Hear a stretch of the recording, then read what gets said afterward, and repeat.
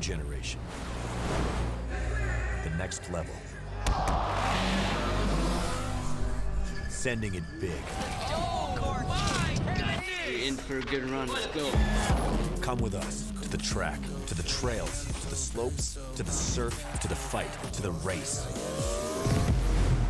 Look at this! To the 4 a.m. starts, training harder, pushing further, hitting back, hard. I love a 10 on you. I get the gang on you. You better pray for it. I put that thing on you. You ever play with it?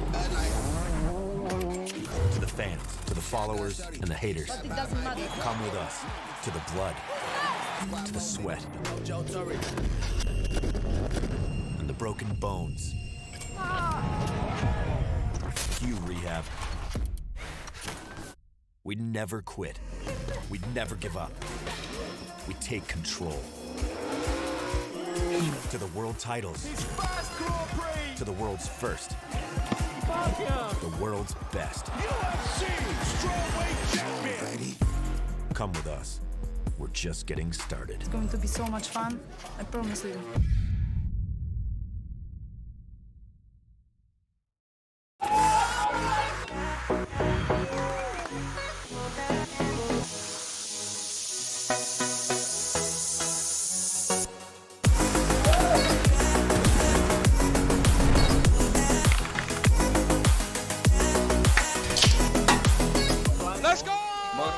Monster play! Nice. Monster play! Monster Black. That right there, monster plays of the week. Okay. Monster Energy is doing a Monster Slide giveaway.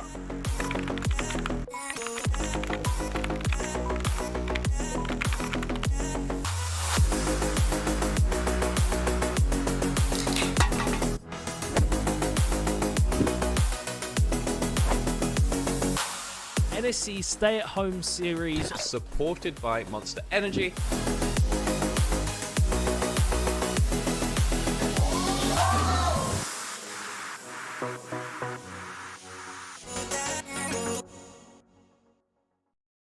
Morning, crack student gamers, and welcome to the British University Esports Championship Spring 2022. It's been a long time coming, and we're now live from Insomnia.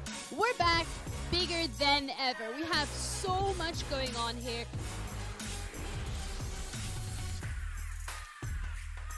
It's a place for all competitive gamers to come along.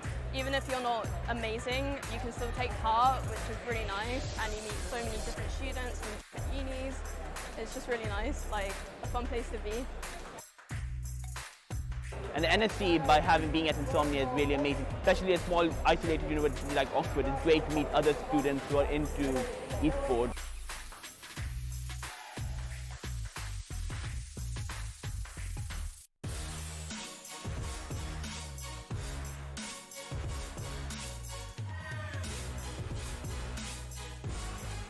So we've got a spectator area where the student communities come and they're meeting up for the first time in probably 2 years, getting to meet, getting to watch the finals, and then we've also got the teams on stage playing against each other. And then also we've got a student LAN as well, as kind of like a mini LAN in a wider bring your own computer over the weekend.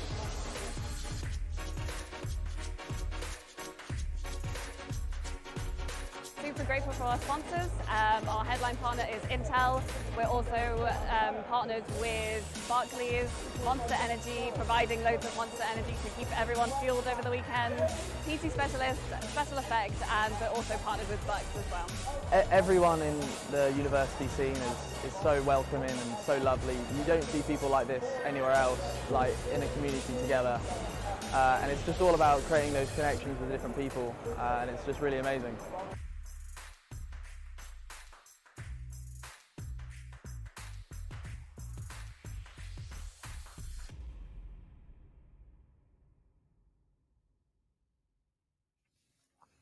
Hello there, everybody, and welcome to the NSE Stay at Home series. We're here with the League of Legends and, of course, supported by Monster Energy. My name is Middlecott. Joining me for this game between Ex Machina and UMT1 is the Mac. Hello, Middlecott, and it's great to be here. Very, very exciting set of games today. So, Stay at Home Series is an opportunity for alumni and current students to come together, face off against each other. Some, past legacy players already come out of the wings in order to, take home these prizes. I believe it's a nice prize pool and some monster stock drops. Speaking of stock drops, want to get this in quickly. If you want a monster stock drop, make sure you type !monster drop in chat to figure out how you can get involved in our live giveaway going on throughout the whole of the Stay at Home series. That's !monster drop in chat. Middlecott, hello. Hello. That was very clean.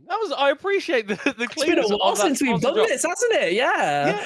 But I'm also it's also sort of great to be here with the sort of Stay at Home series, because one of the things about university esports, I know that we've both sort of seen this in our time, is that you've got these great teams, these great rosters that do so well, and then two people graduate, and all of a sudden it comes crumbling down. But this is a great opportunity because we've got those alumni coming in with those current students, so we can really see some super rosters on store.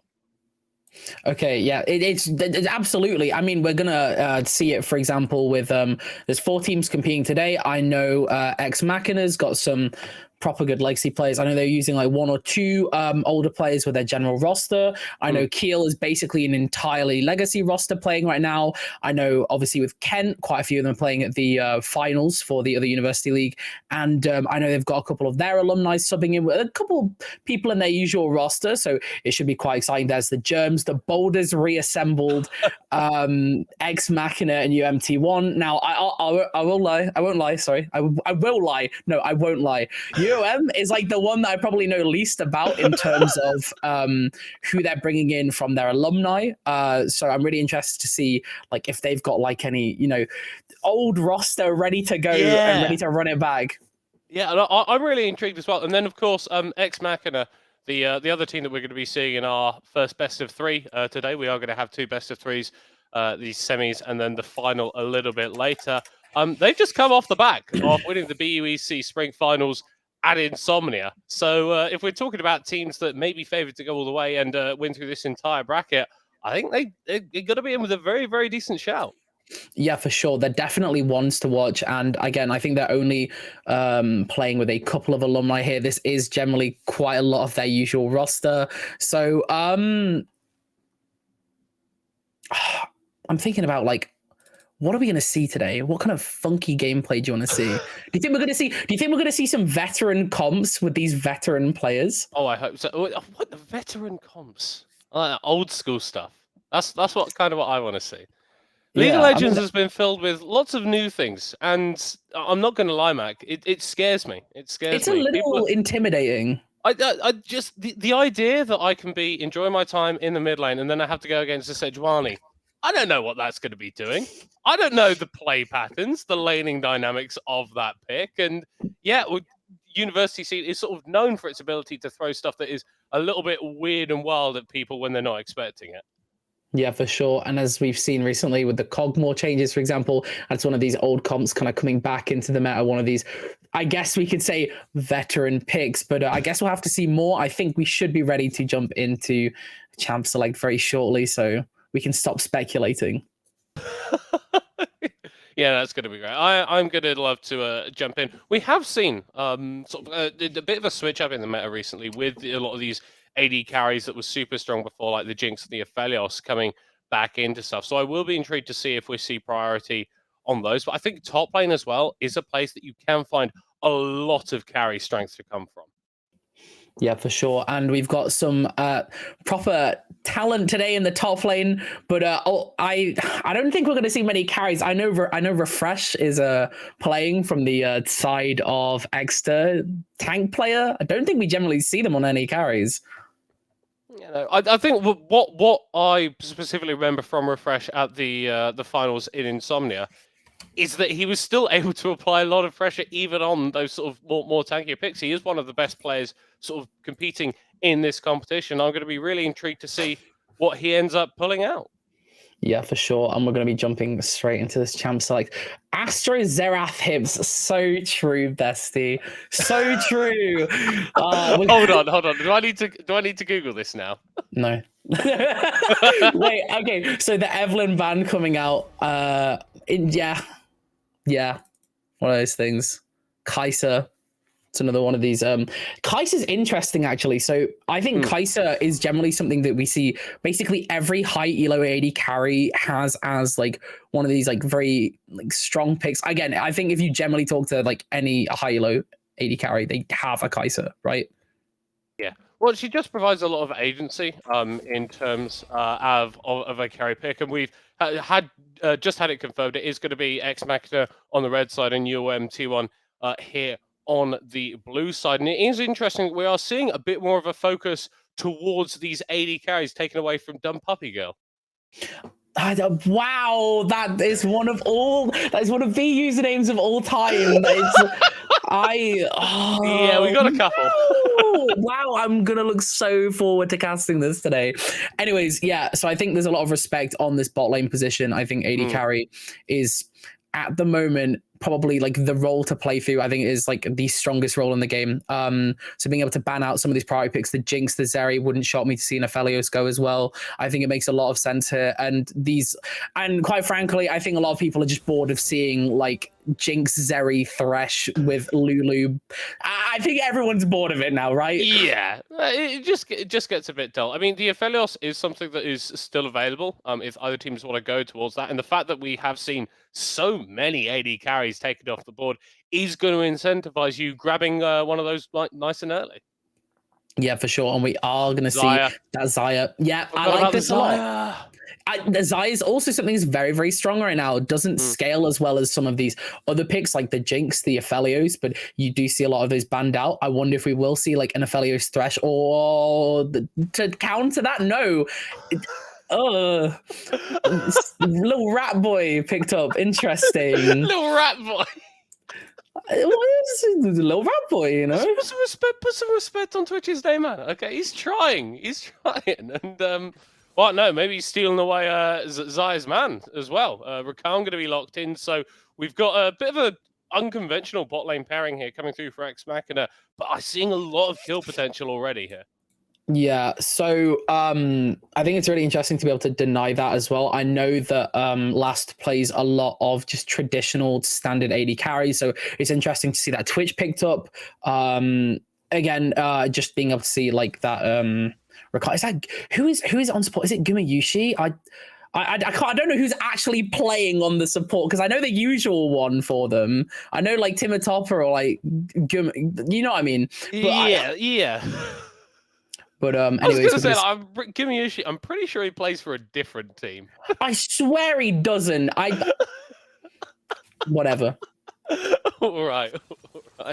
UOM going to be locking in Gragas and the Braum. A couple of large lads here, Mac. It's difficult to get through them, providing a lot of disengage too. So we're already seeing a composition here that's going to be really hard for you to actually play onto on the Ex Machina side. Yeah, absolutely. And with a pick like Gragas as well, absolutely dominating the meta right now. Very good flex pick as well. Can be moved around to multiple positions. I like it a lot. Now, Braum's so 50-50 for me because I feel like it's one of those picks that you kind of just like, I don't know. I've never really seen a good Braum pick in Uni League. I know that's like a bit, but have you actually seen a good like Braum pick in Uni League recently? I feel like it's really, really hard to make it work sometimes. Yeah, well, because it does rely on sort of an immense amount of coordination with the rest of your team. He's not something like a Nautilus where you just kind of throw out the hook, and if it lands onto someone, then you're good. Disengage is a much more nuanced game to play, and well, when you're having to do that against an Orianna, combine that up with a Rakan, it's going to be so hard to disengage. Yeah, and I really like this Ori pick here combined, obviously, as you said, with that Rakan, really, really strong catch potential here. Lots of enabling for that Twitch. wanting to play around this kind of like strong aggressor comp obviously works and kind of countered a little bit by that Zaya Braum. We do have a lot more disengage on their side. Obviously the Gragas Cask as well, able to stop these like really hard engages. And we're going to see some interesting bans. I like the Victor ban, really good, like just solid scaling mid taken away. Ari, very safe pick as well. Camille in the top lane is interesting, I guess, trying to force really onto that tank over these, carry top lanes, as you were saying. And I mean, on the side of Ex Machina, I think you have got the building blocks of a composition that can work with only a couple of carries, right? The Orianna is going to be very high damage in the late game. The Twitch is going to be very high damage in the late game as well. And it does present a little bit of a risk because we are seeing a lot of AP Gragas come out, and that is just going to one-shot a Twitch. That is going to one-shot an Orianna. And if you're only playing with a 2-carry composition, losing one of your carries means losing half of your damage.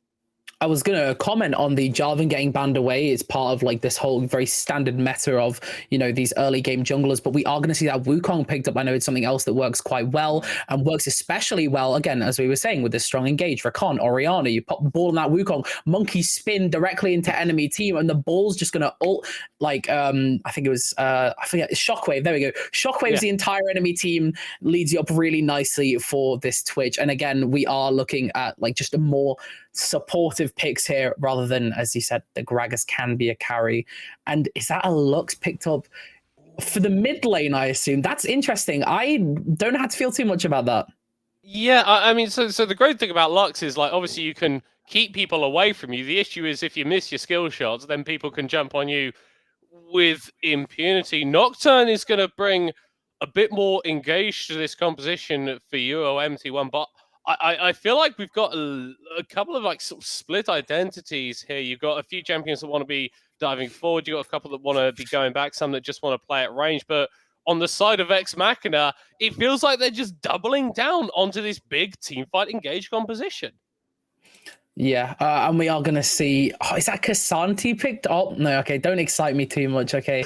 I like Casanti too much, but we are going to see that Jax, this alternate carry, split push potential, lots of, again, as we say, follow-up on that strong engage. So you mentioned, we were talking about that Lux pick, and I think that, as you said, sure, the abilities go wide and whatever, you can jump on it, but I guess what they're trying to do is kind of play from range, poke them out before they can engage. They do have that range advantage here. So I guess that's the logic behind it, is just trying to lock down these carries and just remove them before they can even start the fight.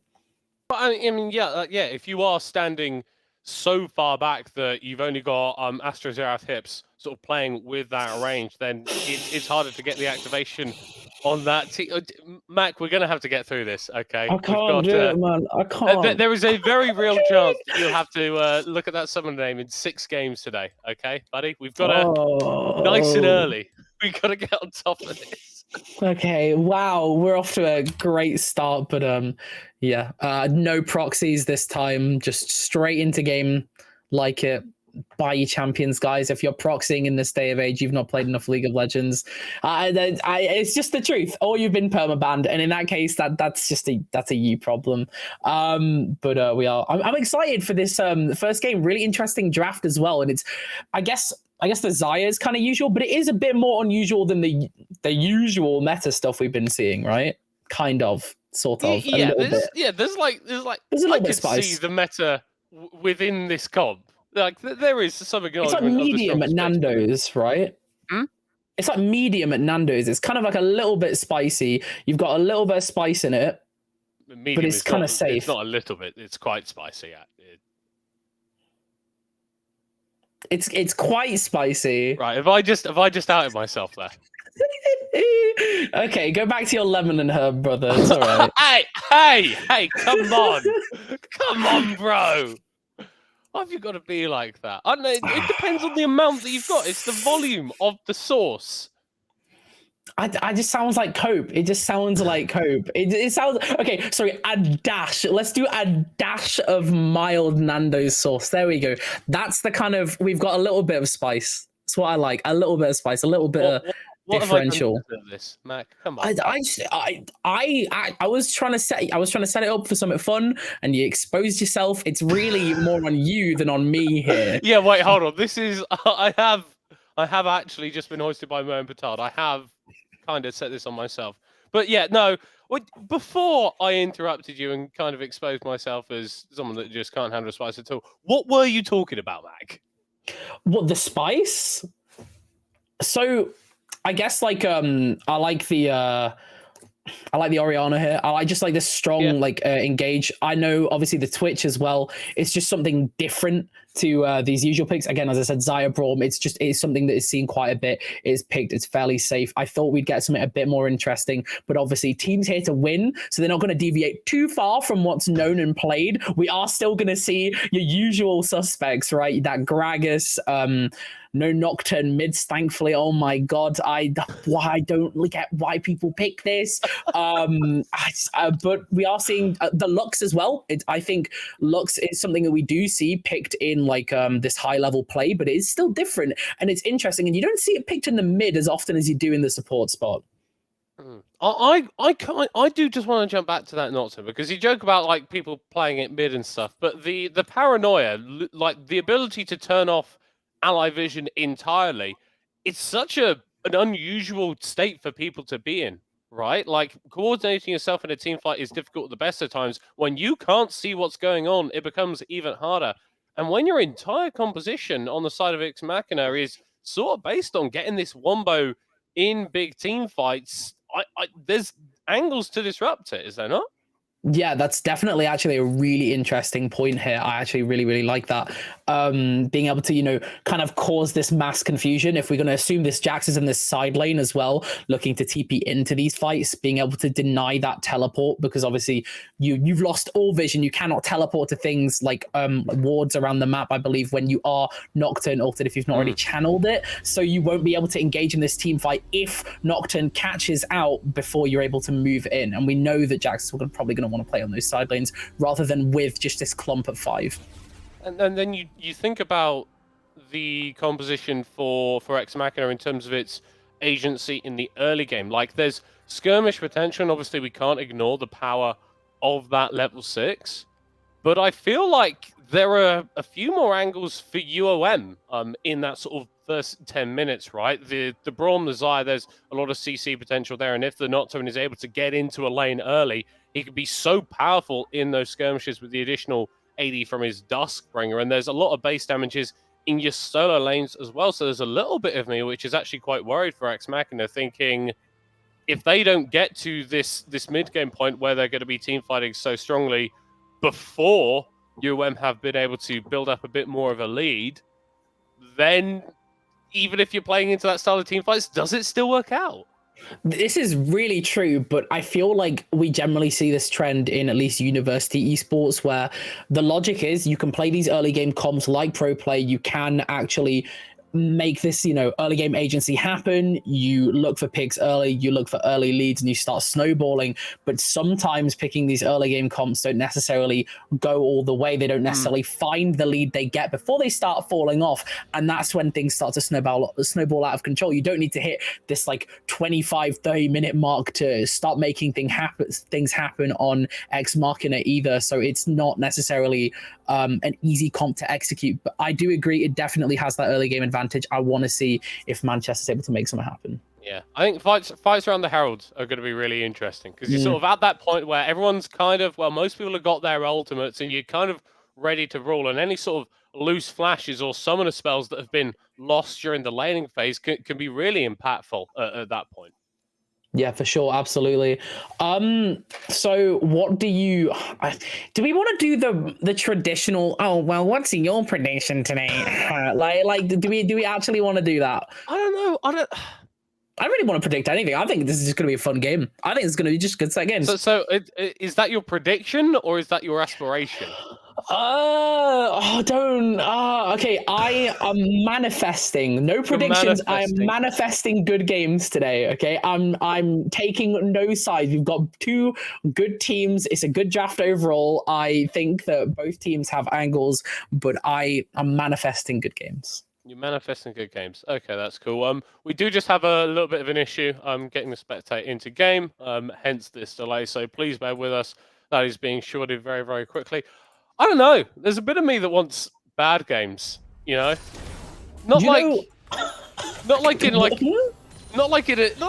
the games are like bad, but just games that are bad in an entertaining way. I think I catch your drift. So have you? There's it's food. It's called kebab. Have you ever heard of it? Is that foreign? I don't think I know what that is. Yeah, so it can be quite spicy sometimes, so you got to watch out for it. But for kebab, 3 o'clock in the morning, it's not Michelin star. It's not good for me in any sort of real, actual sense of the word, but it gets me going. It gets me through, and it makes me happy. And sometimes there's League of Legends like that. The League of Legends 3 a.m. kebab challenge. There you go. Perfect. I know. League of Legends at 3 a.m. is a different experience on the whole.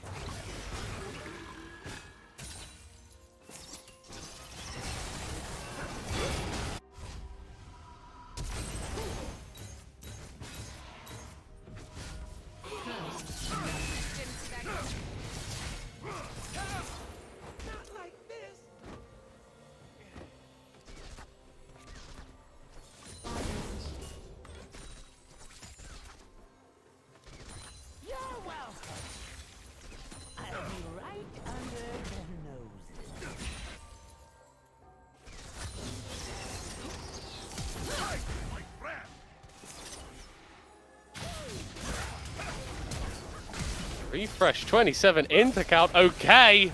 Not ganking his namesake in the top lane, trying to make things happen in bot side. Not able to do so.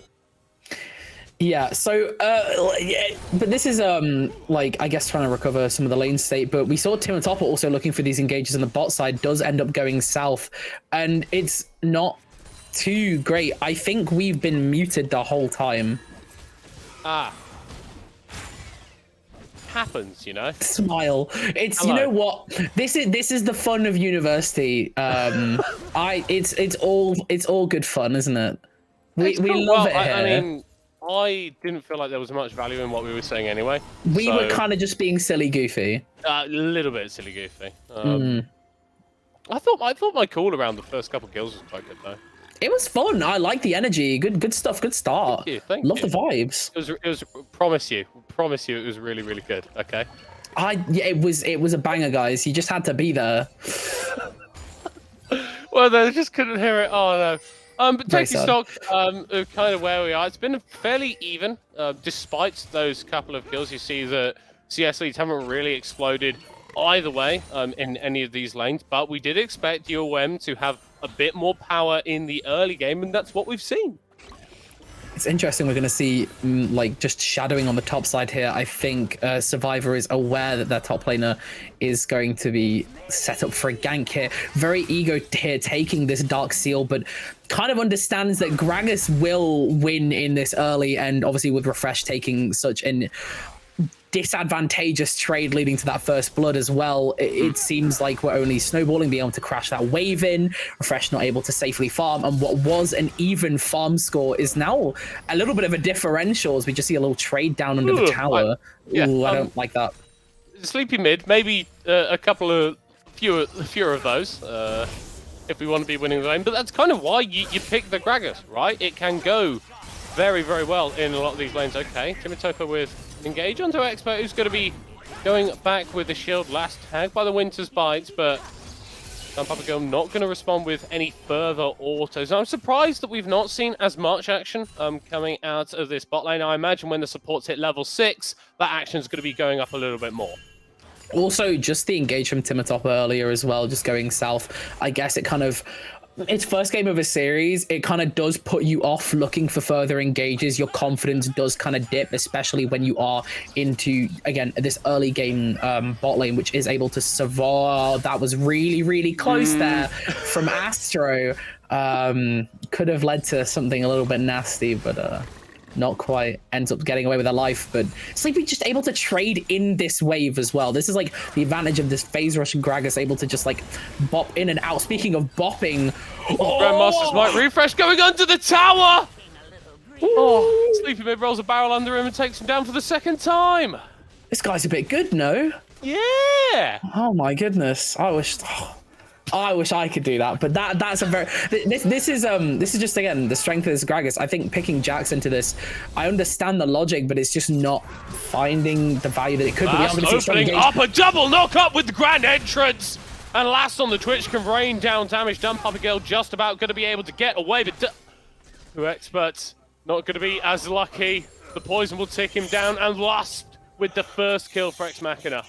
And you like, even with the Braum blocking all of that, and to be fair, we did see the value of this Braum pick, right? Does you know, I've heard some people say that ulting on Twitch is a debuff because it does make your skill shots projectiles, but the Braum pick obviously being able to cover up for the ADC leads to Papagirl getting away there. Unfortunately, trades with their life, Expert going down, but I think we're just going to see a display of what could happen later on, because I think this is actually. I think that's actually a pretty big thing to note now I'm thinking about it. Yeah, I mean, if you are able to find access onto, well, this Xayah for now, but that Lux a little bit later on, it's going to be absolutely disastrous to you. So I think for UOM, you really want to be looking towards this top side as a strong point. You've already got a couple of kills on Sleepy mid, and the Gragas has got both of them solo so far, but Survivor, now at level 6 on the top side of the map, they could start something. Yeah, we are gonna see. Oh, do we have timers on? Okay, we don't have timers on. Herald will be spawning in an amount of time. It will be spawning soon, and we were talking during that pre-game about this Herald fight being pretty important. Sums being burnt beforehand. Want to see if there's going to be any trades from the junglers coming through. Maybe looking to get a little bit of prio for that Drake as well. This is an objective that is up right now. I know Chem Drake early isn't necessarily like something that's incredibly prioritized. It's not necessarily like a big thing. So I think junglers might be fine leaving that for a bit, just letting laners do their thing, maybe putting a bit more priority on this Herald. Yeah, well, and it has taken a fair bit of time. Okay, Herald combo. Sleepy mid, nearly getting their third solo kill in the top lane, and this is really not going well for X-Maxer when you consider that Refresh is one of their key players. Last, another key player being caught out the Nocturne. Paranoia coming through the Twitch, surviving for just about long enough, but not long enough to survive. It's a 1-for-1 so far, but Refresh 27 into count might just be going down. Astro taken out by Eden in the mid lane. It's a double kill for the Wukong. He just won't die. Expert gonna fall down. Triple kill but refresh 27 into count. Oh, that's absolutely nuts. And we see the value of this Orianna the Rakan enabling just this sticking potential for this Wukong. This is more of what we're going to see later on. And that fight looked really, really scary. Well played as well by Last being able to stay around for as long as possible. Damage being swapped back onto the other side and winning that team fight and picking up that dragon that you wouldn't necessarily like fight for otherwise, but converting that, you know, counter gank into a Drake feels really, really good there.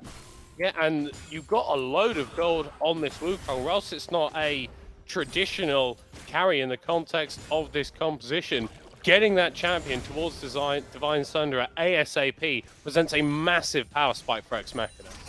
Yeah, for sure. And we talk about how like the early game comp of Manchester can threaten Ex Machina here, but this Wukong can, maybe not the Gragas, but it can shut down a lot of the strengths, force out a lot of these cooldowns, the Feather Storm for Xayah, and just means that you don't necessarily have the ability to like take these strong fights in this early.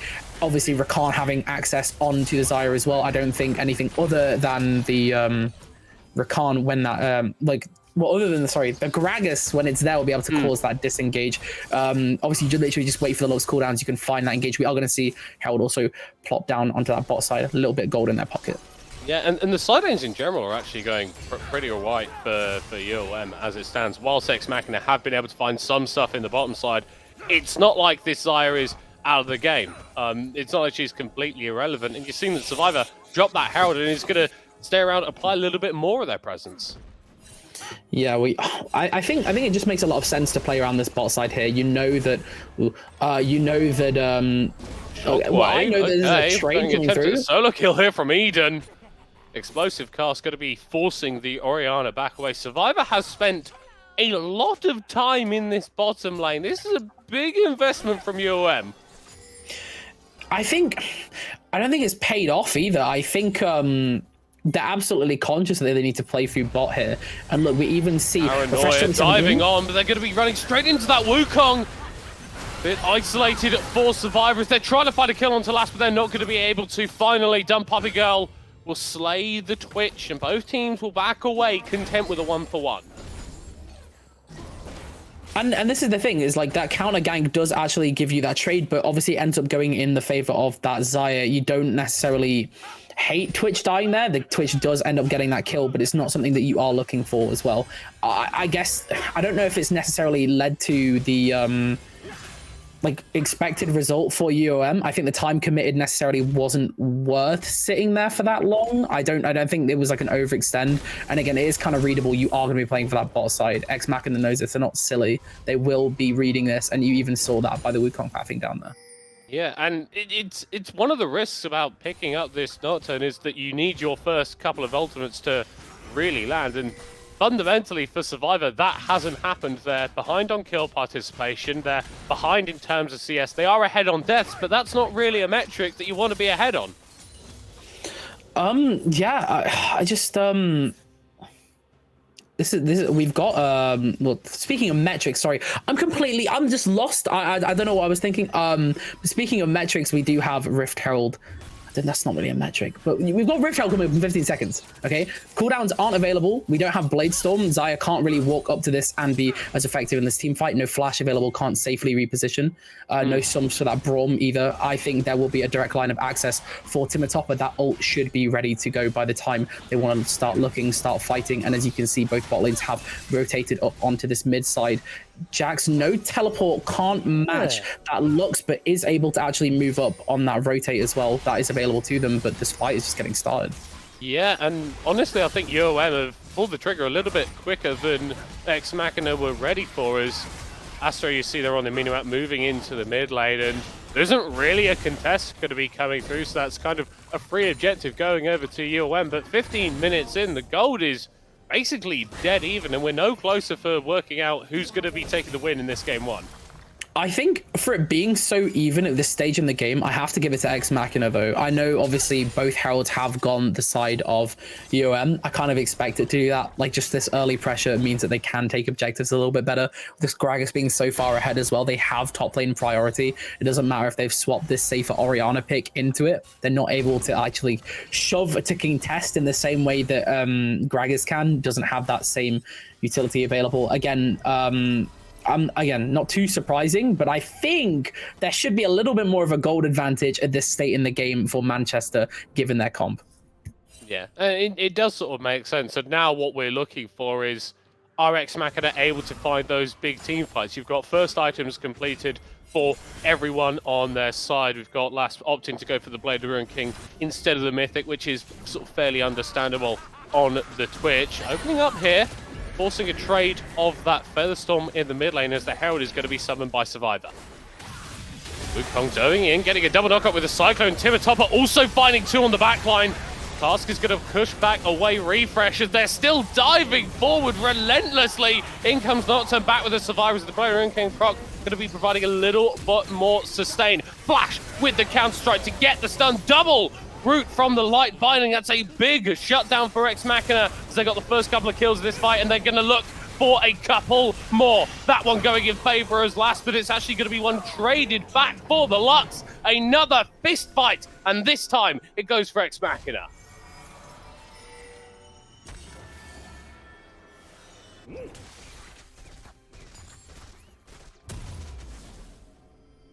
Oh, sorry. Wow. Okay, everything's going wrong today. So, sorry. My mic was muted. Wow, we're doing really good, guys. But I think that was a really, really good trade for Ex Machina there, being able to get away, having that advantage. And this is the strength of this engage comp as well. You mentioned just Refresh being able to stick after following from that Timatopper follow-up.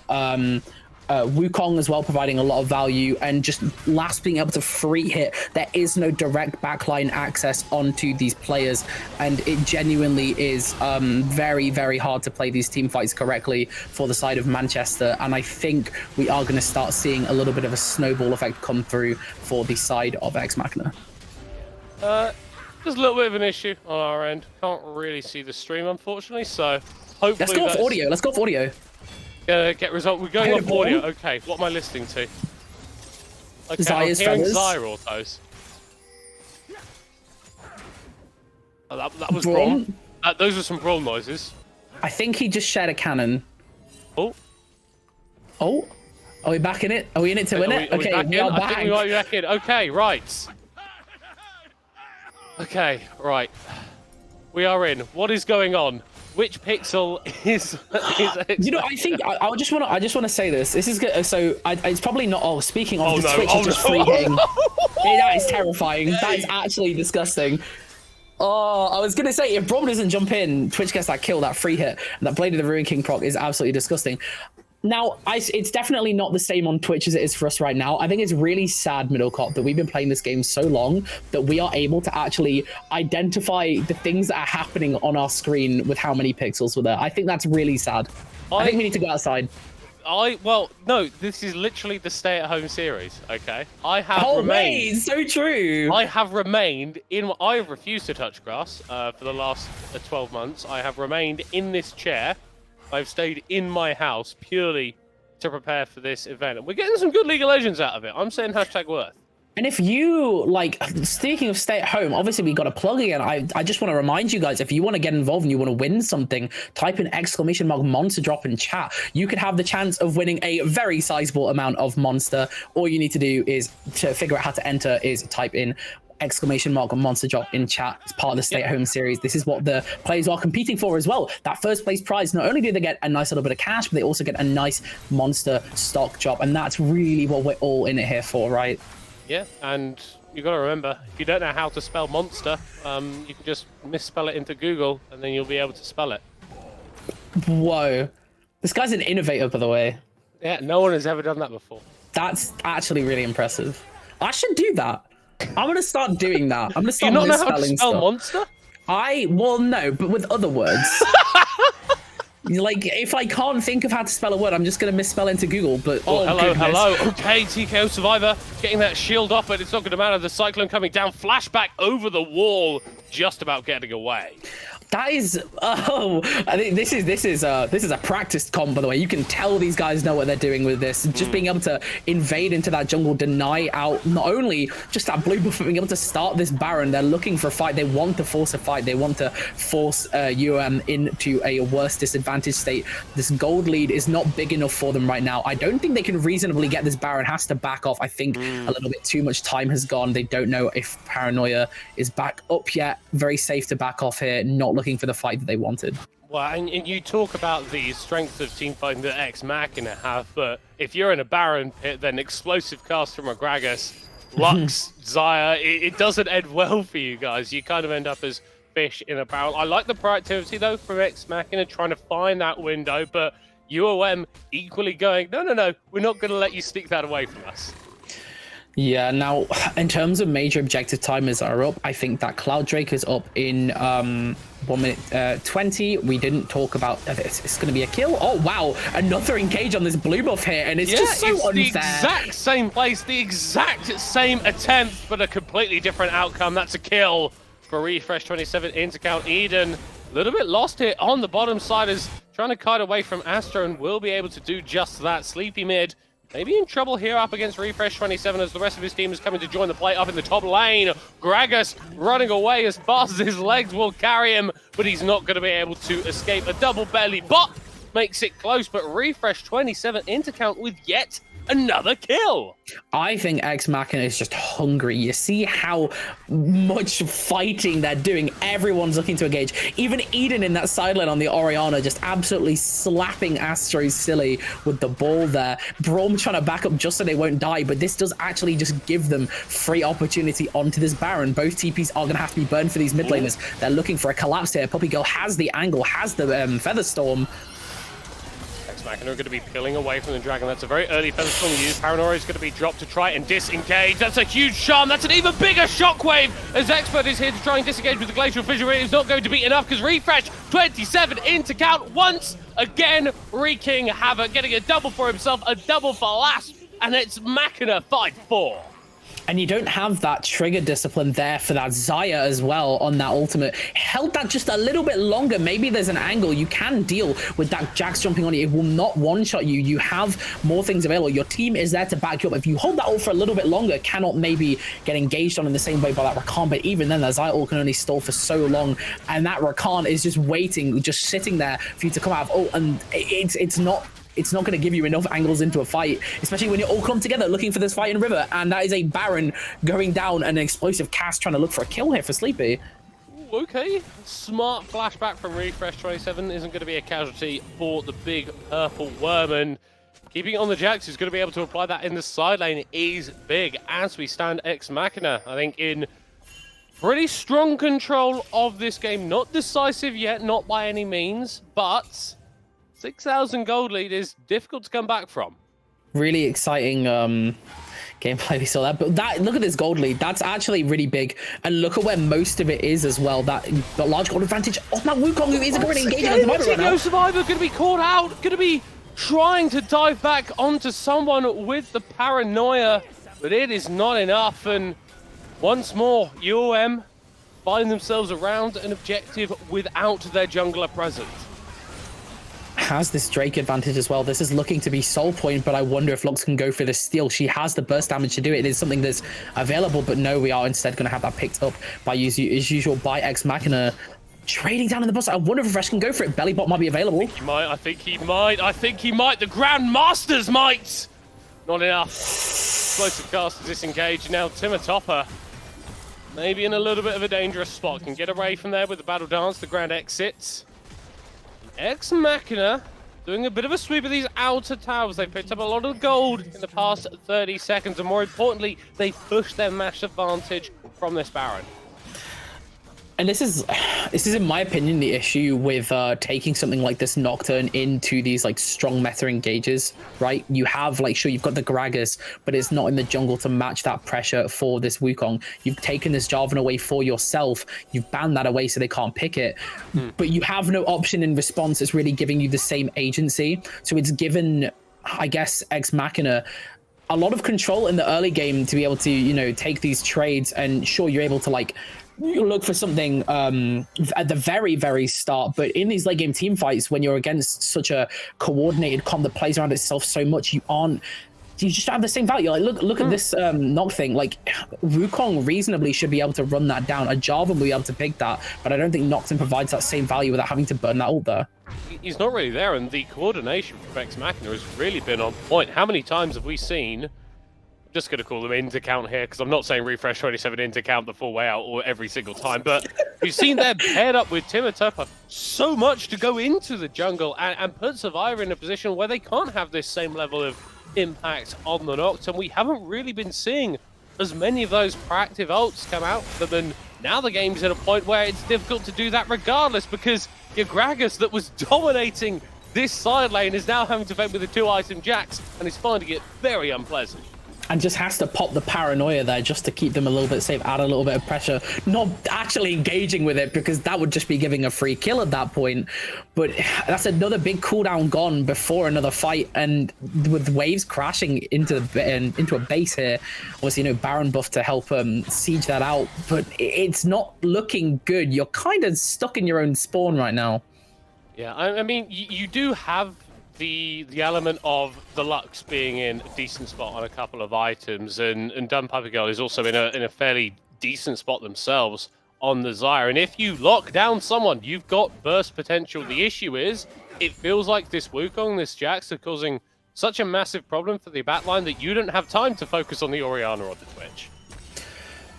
I'm trying to think about how Manchester finds the angle back into this other than this Lux. I don't think that, again, even with this Lux being in a decent spot, I don't think it has the ability to really actually catch anything useful here.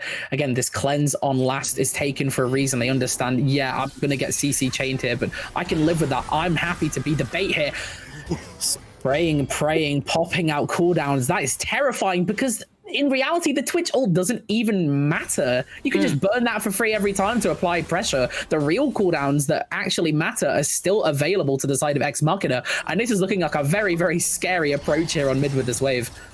Oh yeah, absolutely. And I think mercifully for UOM, within the kits of the Lux and the Xayah, you're going to be finding a pretty decent bit of wave clear, and then maybe going to be finding an engage in the mid lane as well. The shockwave is going to be pulled and hit onto absolutely nobody, but TKO Survivor dies at the start of the fight once more. Lasp is unstoppable, but Dumb Poppy Girl is able to throw so many damn feathers into these bodies. Here comes Refresh 27 on the backside. That is a very strong feather storm to disengage the Jax, but the Xayah is not stopping. Lasp is not stopping himself, continuing to fire out the bolts on the Twitch, and Eden continuing to grab more and more kills. It was a good attempt from UOM, but Ex Machina are too far ahead. And you can't help but feel bad as well. This is what I mean about these early game comps, is that if you are not on the top of your game and you are against a team that is just more coordinated than you, you will fail. Like, this is unfortunately just how it goes. And there's also just so few angles to fight. You can't like burger flip any objectives. You can't play for this Elder later on. You can't just steal a Baron and start winning the game, because you don't have the same team fight capability, and you don't really have any pick power either. So you don't actually have anything to play for in this late, and it's just going to be a slow chip away at the base of Ex Machina until they win, I think. Yeah, and you're kind of at that point where even if you do find access, you've not got the damage to back it up, because the entire enemy team has got to this incredibly strong point. Last is on 3 items, level 15 here on the Twitch, and Eden is slowly building towards that Zhonya's and has a Seraphs coming online very shortly. I think for UOM, flipping a Baron is maybe the only thing that you can do, but does this just cause a fight that is going to lose you the game regardless? Access found by TKO Survivor onto the Twitch. Finally, so much damage onto Lass as he's going to have to run away from this fight. Dumb Puppy Girl being jumped onto by the Wukong and taken low, taken down, and Refresh 27 opening up on the other part of the play. It was a good attempt, but it was not enough. And I mean, this kind of just spells doom for first game. I really don't think that Manchester has any angles whatsoever. And I think this is more of like a learning thing for Manchester. They can take this into next game's draft. They can understand, okay, Ex Machina are going to match us to some really strong coordinated comps. Let's think about alternative win conditions, because I think that's something that was really, really severely lacking for them this game. Even like Intercount actually getting away there, even after being chain CC'd, there's no real access, because just as easily as they can get in, they can also just get out. Yeah, and whilst the game will not end in actuality, the Nexus is still on the board. Ex Machina, I think, in a massive point of power for themselves. They can go for this Dragon, pick that up, reset, and then head towards the Baron. And yeah, UOM could try and contest, but without inhibiting the mid lane and with a bare one in the bottom lane, it's so difficult for you to try and exert yourself on the map. And look at this soul that's just been picked up as well. Cloud Soul will provide just even more strength of engage to passive move speed, the move speed burst after ulting. I know Timatopper is going to be really, really enjoying himself on that Rakan. Oh, here he comes, at 1,000,000 miles an hour to take out Sleepy Bit. That looks so fun. That looks so fun. Like just being able to remove Gragas here as well is probably one of the stronger picks left on the side of Manchester. Strong disengage, as you mentioned earlier, good around this Baron pit as well. There's nothing you can really do here. Look, they actually just they can't even catch waves because everything's pushed up so far because they've just kept shoving. Baron will go very, very safely to the side of Ex Machina, and now it's just time for them to end the game. Yeah, I think for UOM, you are just praying that Wukong goes a little bit too far forward without the clone available. There's some small overstep that gets you a lucky team fight that gives you an angle back into this game. But yeah, I think back of your mind, maybe a bit more the front of your mind, game 2 is what you're thinking about. And again, like with game 2, I think just if we know that Ex Machina is going to play these kind of comps, maybe look for, again, a stronger pick potential. I don't think there's strong enough like solo target. I always say that Blitzcrank is a good champion to check good players if you're a bad player, or if you're just worse than your opponent. I think Blitzcrank is just a very good pick potential character. I think it'd be something that'd be really good for Manchester next game. I did say I have some issues with Braum picks in general. A University League is just about this coordination, doesn't find as much value as you'd like. Also, maybe just not looking for like these kind of like early mid scaling ADCs like Xayah, the Kalista, they just don't really work at this level. Could have done that if Felios for something a bit more safe as well. That was something on the table. Obviously, a lot of ADCs were banned out from the side of Ex Machina, so it's not necessarily like a fault of Manchester's drafting as well. It's just very, very hard to draft around this. And they're in a tough position now as the waves are coming through. They're going to have to surely go for one last fight. Last jumped onto, but TKO Survivor removed from the rift at an absolute blink of an eye. And that is going to be it for UMT1 in Game 1. Ex Machina absolutely waltzing over the final team fight of the game, going over to the Nexus, smashing it down and taking the advantage in the series. And it's such an impressive display as well to start off with here. As you mentioned, Ex Machina obviously really proving themselves. This team is almost identical to how it was at NSE finals as well.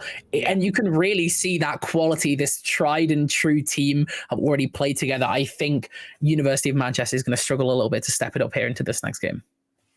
Yeah, absolutely exceptional stuff. And there were signs. I think there were good things from University of Manchester. You saw that sort of at the 50-minute point, these teams are equal. But as we got into the mid-game, things started to slip away, and Ex Machina took a deserved lead in the series. We are going to be waiting with bated breath for Game 2 to see whether UOM can pull it back or if Ex Machina can grab a 2-0. We're going to be heading to a short break. We will see you in a few minutes.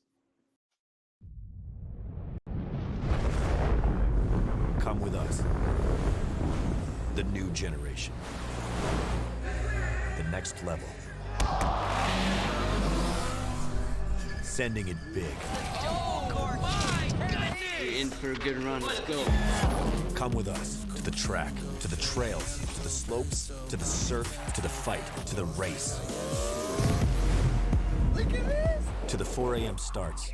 Training harder, pushing further, hitting back. Hard.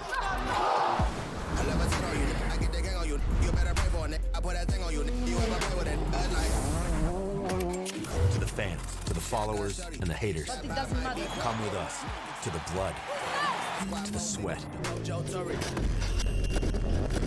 and the broken bones. You rehab. We never quit. We never give up. We take control. To the world titles. To the world's first. The world's best. UFC Strawweight Champion. Come with us. We're just getting started. It's going to be so much fun. I promise you.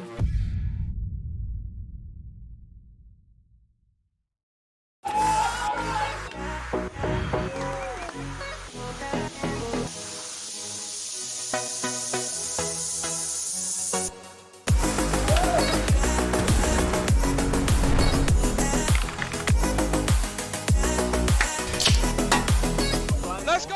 Monster Black. Monster and Blade! Nice. Monster Blade! Monster Black. That right there, monster plays of the week. Monster Energy is doing a monster slide giveaway.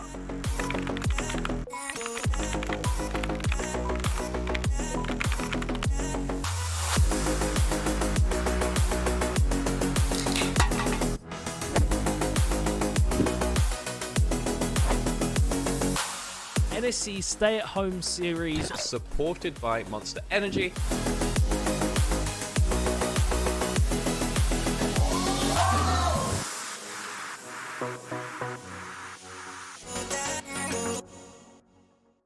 Good morning, crack student gamers, and welcome to the British University Esports Championship Spring 2022. It's been a long time coming, and we're now live from Insomnia. We're back bigger than ever. We have so much going on here.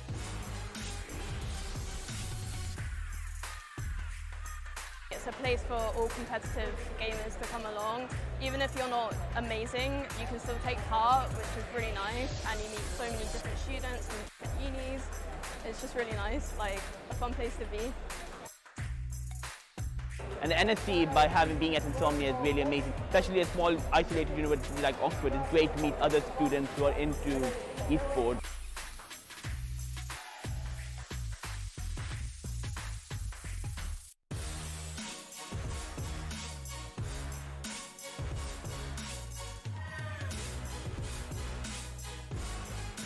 So we've got a spectator area where the student communities come and they're meeting up for the first time in probably 2 years, getting to watch the finals, and then we've also got the teams on stage playing against each other. And then also we've got a student LAN as well, as kind of like a mini LAN in a wider bring your own computer over the weekend.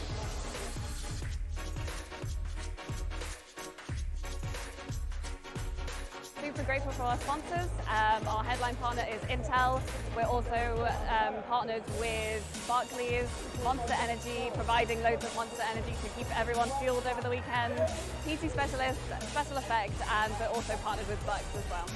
Everyone in the university scene is so welcoming and so lovely. You don't see people like this anywhere else, like in a community together.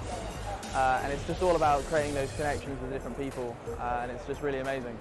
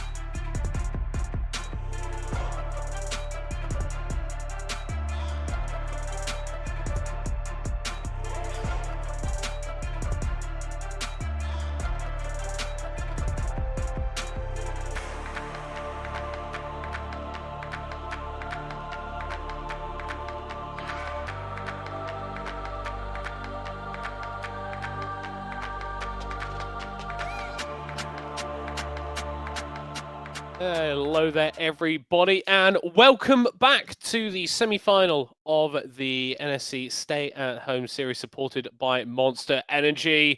Game 2 in this series is on its way very, very shortly. I am Middlecott, joined by the Mac, and we just saw Ex Machina kind of take control of that match versus UOM after a pretty close, contentious early to mid game. So coming into game 2, Mac, how are we feeling? So we definitely knew coming into this that, you know, Ex Machina wants to watch. Obviously, again, success at normal NSE finals, not just stay at home series. Manchester has their work cut out for them in terms of drafting. We spoke briefly, and if you guys missed it, about how early game focused Manchester's draft was. It's very hard to perform and execute this, especially if you've not had a ton of time playing together. I don't know how much time they've had playing together, but I know that Ex Machina is very, very coordinated. Early game teams are all about coordination, finding early advantages, pushing it, and ending the game before anyone else is allowed to come online for the rest of the enemy team. We didn't see that. Now, Ex Machina, we can expect to play this strong engage style continually because it just works. They have good coordination. So Manchester ideally needs to be doing something to match this, something to play around this, potentially a pick comp, something just that plays at range. I guess they can't really play too much at range because they will just engage, but something that's able to pick off key targets or has backline access onto things like this Twitch that can free fire safely and remove this as a threat. I think something like a Mordekaiser would be pretty reasonable. You just take that out. You can remove that. It's just an option, not necessarily the option. There are other pick options. I mentioned the Blitzcrank. What do you think? I'm very much of the mind that you need to attack the jungle if you're on the side here of University of Manchester, because Refresh 27 Intercount, or EAMS as they are otherwise known, kind of popped off that game. And it didn't really feel like the Nocturne was a sufficient answer into that. So in my head, that Wukong has got to be hitting the ban table just ASAP, because you've got to remember, we're here in a best of 3 scenario. You've not got that much of a buffer. You lost the first game. Now you're match point down. You need to win this game if you want to stay in the tournament. Yeah, for sure. And we see these bans. One could chalk up the Wukong advantage to that very, very gross triple kill he got very early on. Yeah. That could be part of it, but obviously it's part of that snowball as well. This is just natural in League. When you get that snowballing effect, something that's strong will just become stronger. Wukong would have still been strong regardless of those picks. We are going to see the same style of bans come through. I'm not too shocked. A lot of bot lane focus. We mentioned about how they want to restrict the ADC pool, make it nice and simple to play around. It means that you can kind of draft the rest of the game kind of guessing and knowing what your ADCs picked are going to be. So it makes sense to continue these kind of bans. I respect the Evelyn getting removed as well. If I'm going to assume that Eames has a lot of experience on this Evelyn, probably like a one trick but like you definitely want to remove that. It's something that you absolutely have to respect. So dedicating a ban to that, and dedicating a ban to Gragas is interesting, but I guess it makes sense if they're not looking to pick it up because it's very strong and can spiral a little bit. I think what the draft strategy that we're seeing from Ex Machina here is, okay, let's just get the Zeri off the board because screw that champion. We don't want to deal with her. What looked good for UOM last game? Okay, that Gragas up against Refresh was actually looking really, really strong. We saw a couple of solo kills come through for Sleeping Mid, and then actually Dumb Puppy Girl had a reasonable time on the Xayah in the bottom lane. So I think understandable to see that one taken off the board as well. That does mean that we still have stuff like the Kai'Sa, like the Varus available. So a bit less focus going down onto the AD carry pools, which should open up for a bit more diversity within that role. Alistair is Milio. Is weird though. This champion It's Milio. It's Milio? Okay. It's a proxy for Milio. So this actually makes a lot of sense. So let's talk about what's meta real quick in jungle. We spoke about a jungle focus. It's a lot of these strong engage potential, like Jarvan, the Wukong. These are things that are not banned away. The Gragas is banned away. The Sejuani is still available. There are a lot of things that do want to look for direct backline access. Milio is an enchanter, much like Janna, that's just been picked up, that essentially is looking to completely deny and remove engage potential backline access, and does give a lot of strong snowballing potential. If you are generally running something like that Jinx with Milio, I really, really like that because you just get so much range from Campfire. It gives a lot of snowballing potential. The shield move speed ramping really, really nicely. Janna Sivir would be an interesting pick. Maybe yeah, I hope that's Janiseva. Yeah, that makes a lot of sense. I like this. Just a lot of this can be used as I guess kind of like an engage as well. The several obviously gives you a lot of strong engage. Janna being able to remove certain access onto targets as well, like this pick into this Milio. Yeah, and I think that when you are looking at the Milio, you do want to be pairing him up with someone that can take advantage of that additional range. You can either go super long range, or you can take a champion like Lucian and just push them a little bit over the edge. You can play this lane very aggressively, going up against the Sivir, because outside of that spell shield, her defensive tools not too abundant. Just want to cut you off. I think we might be looking at a draft redo.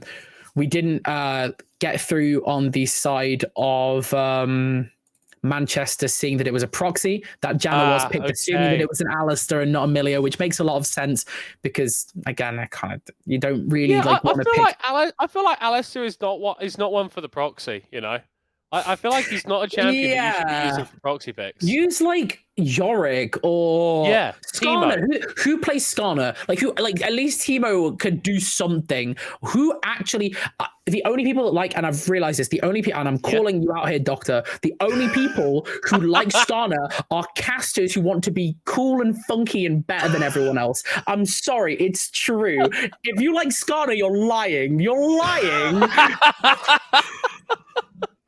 I don't know, man. If you watched his stream recently, it doesn't feel like he enjoys it half the time. Bro, he goes for some whack-ass builds, man. I love it. Right, just bring us. You'll love Doctor here. So this is... yeah. Yeah, we're big fans of him. But holy moly, bro, why do you build like Even Shroud and that sort of stuff? Like, what's going on with that? That doesn't make sense. It's not a real champion. It's because it's not a real champion. It's like it's such an unreal champion. They're completely reworking him. It's not even like a partial rework. He's a complete rework. That's embarrassing. He's just That's like Sion. Remember when Sion was Arnold Schwarzenegger? Like, do you remember that? It's right. So actually, my very first memory of the League of Legends client was the Sion rework thing, and that login screen that went hard. Like mine was did, Lucian. Lucian's went hard. I love the Lucian login screen. It was so cool. The music for that one is so cool. Anyways, we're gonna see the usual bands coming through as well. It's why I love when Senna came out. They got the same music people back for Senna's theme. So good. Really like it. Anyways, probably gonna see Milio picked again, right? Yeah, well, I'm assuming that we're going to see a Milio, and I'm assuming that we're not going to see a Janna into that, because Janna feels like one of those champions that you're like, yes, I completely destroy Alistair. Maybe not as great versus Milio. So interesting to see, actually, because both teams have had a little bit more time to go, okay, that's going to be... we got the Skarner! Let's go! Right. All right, so that is still a proxy for Milio, so don't need to get too excited. I'm not excited. That's a Yumi. That better be a proxy as well. Right. I think we can only hope. We can only hope in that regard. No, I think that is unfortunately a Yumi pick. Unfortunately, a legitimate Yumi going to be on Summoner's Rift. It was fine, Mac. We made it through one game without the cat. We are going to be all good. But I'm intrigued what this actually is going to mean for the bottom lane of UOM, because Sivir Yumi does not sound like a duo which is going to be exerting a lot of lane pressure.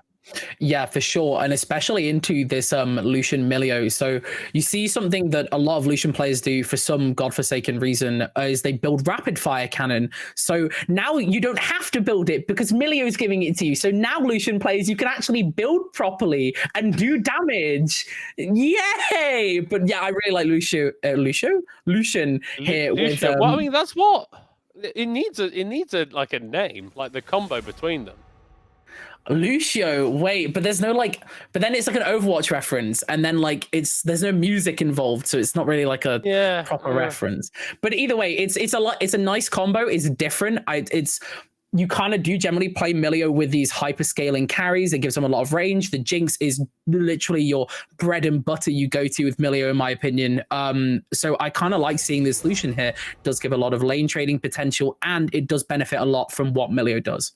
Yeah, obviously that passive on Lucian, where you get that bonus damage on your Light Slinger, when you get a shield or a little bit of help on you from an Enchanter, just means that he pairs up so nicely with that class of champion. Whereas I think before that change, I think you would typically see him with stuff like the Leona a lot more often. So interesting how the champion has sort of changed in terms of its spot within the meta just because of that addition. We have seen a couple champions locked in, though. The Hecarim likely going into the jungle for Eames. This Sejuani can be flexed around into the jungle top, or God forbid, the mid lane role. I'm good. I don't think I want to see that, actually. I think I'm good. But yeah, as you said, it is a flex pick, can be moved around. Obviously, the Hecarim.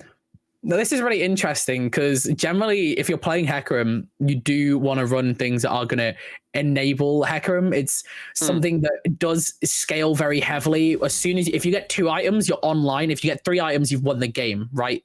I generally think that's how it goes with Hecarim, and it is one of these kind of like expressive carry potential champions. Obviously, the Yumi's been taken away, and it is something that you generally see even after the Yumi changes, that they will just leave halfway through lane phase and just stick on this Hecarim to be able to, start this scaling. I was going to say that Ben, yeah, that's a Syndra. Okay, good.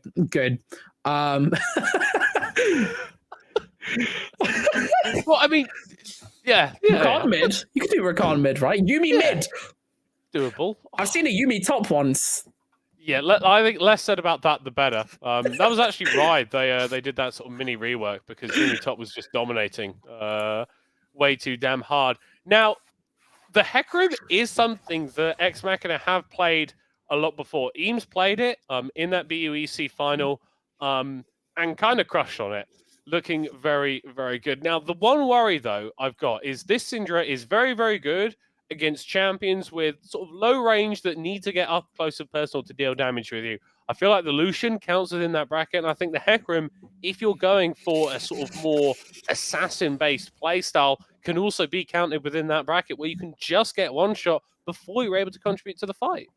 Yeah, for sure. And I'm kind of scared as well. We're talking about this level of expression and practice between the team. You mentioned Hecarim as something that they've done very well. And I guess it kind of leads back to the whole, well, this team's very coordinated. They know what they're doing, and they're going to like express in this match. I like the Gwen pick, good into the Ornn, is able to just chase her. We're going to expect to probably see like the Ghost TP, right? Like, it's just the classic stick on the ADC, snip, snip, snip, but is into Emilio. So, I mean, can you really get on that backline here? Like, in these like team fights, it's not... It's rough. I will say, for University of Manchester, they have got lots of go buttons. You're not like lacking for ways to start a fight, right? Even though the Yumi ult doesn't bring that route anymore, it's just going to be that slow on the successive waves. Combine that with the on the hunt from Sivir, you are getting into that fight. That Boar, that Sejuani is getting into that fight. The Gwen going to be flanking from the side as well. So I think that we've seen a lot of capacity for them to start fights, but then on the other side, for Ex Machina, they are still bringing a load of that team fire potential with their last 2 solo lane picks of the Ornn and the Orianna. I feel like for Manchester this time, I'm feeling a lot better about how they've picked. Obviously, there's less bot lane agency. They've chosen to forego that early lane lead, which is something that Ex Machina has picked up themselves. I think that'll be a little bit scary because I feel like they're a team that might capitalize a little bit better on having something more early game focused to get a lead in the bot lane, which allows the Hecarim to scale up because they can apply that pressure elsewhere. But I just generally feel like, as you said, the go buttons are available. Manchester has the ability to do more things than last time. They can actually find an angle in team fights, which I just don't think they had at all last game. So really looking forward to seeing how, they're actually able to play this game, because they should be able to actually play this game. Yeah, and like for TKO Savell, right, he's going to be much more, that they're going to be much more empowered to get in and start these fights. It's not a case of you're on something like the Nocturne, which when it falls behind just becomes this sort of like free gift for the opponent. We saw the last couple of team fights, sort of dives in, just gives over a bunch of gold to the enemy team. That doesn't happen with the Sejuani. Even if you are put into a place where you're a little bit further behind on your opponent, because you end up building tank, you're still going to be providing value in those team fights, even if you do fall a little bit behind. Now, like, okay, so I want to talk like what do I want to talk about actually? So this is why can't you read my mind? What is wrong with you? You're my co-caster. Anyways, I think it's we were talking a little bit earlier about this Lucian Milio, right? So Milio is something that, in my opinion, I could be completely wrong here. It's one of these things that it's like this Yumi, it's like this Sona, it's like the Zillion. It does scale incredibly well. It does work incredibly well with these scaling picks. But again, as we mentioned, this Lucian has been picked up. Why? I don't hate it. I want to point out, like, obviously I've dissected a little bit, but you're able to explain it a little bit better than me. Okay, so the thing about Lucian is that people have this impression of him as like a champion that has to win lane to actually succeed, and that's like kind of the case if you do want to pair him with CC, this sort of old style of Lucian where he was really, really strong. But actually, he can find a lot of his power in the mid game now once he gets access to the culling, because that just 100s to 0 people. And if you can use that to gain priority in mid lane, then he can become an incredibly strong champion for allowing you to contest around objectives. And we saw from Ex Machina how willing they are to fight around these objectives and move towards those outer groups. So I think that's why we're seeing this specific sort of champion locked in to be paired up with the Milio. You do normally see it with something like the Nami, right? That's the traditional pairing because you can get that Imperial mandate and drop even more damage. But I think the combo can still work, and I think that the ability to provide a little bit of extra range solution means that he can function a bit more successfully in team fights when he's got a Sejuani, when he's got a Gwen jumping at his face. I guess what it does as well is it gives Lucian a little bit more agency in terms of what he can do rather than this Nami pick.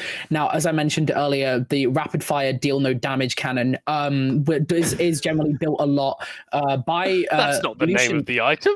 What do you? I think if you type in the shop, that would show up. Anyways, it is picked up generally by a lot of people because their logic is, oh well, I'm just applying the Nami damage, right? I need to be able to apply the Nami damage from range. I need to be able to contest in this mid game.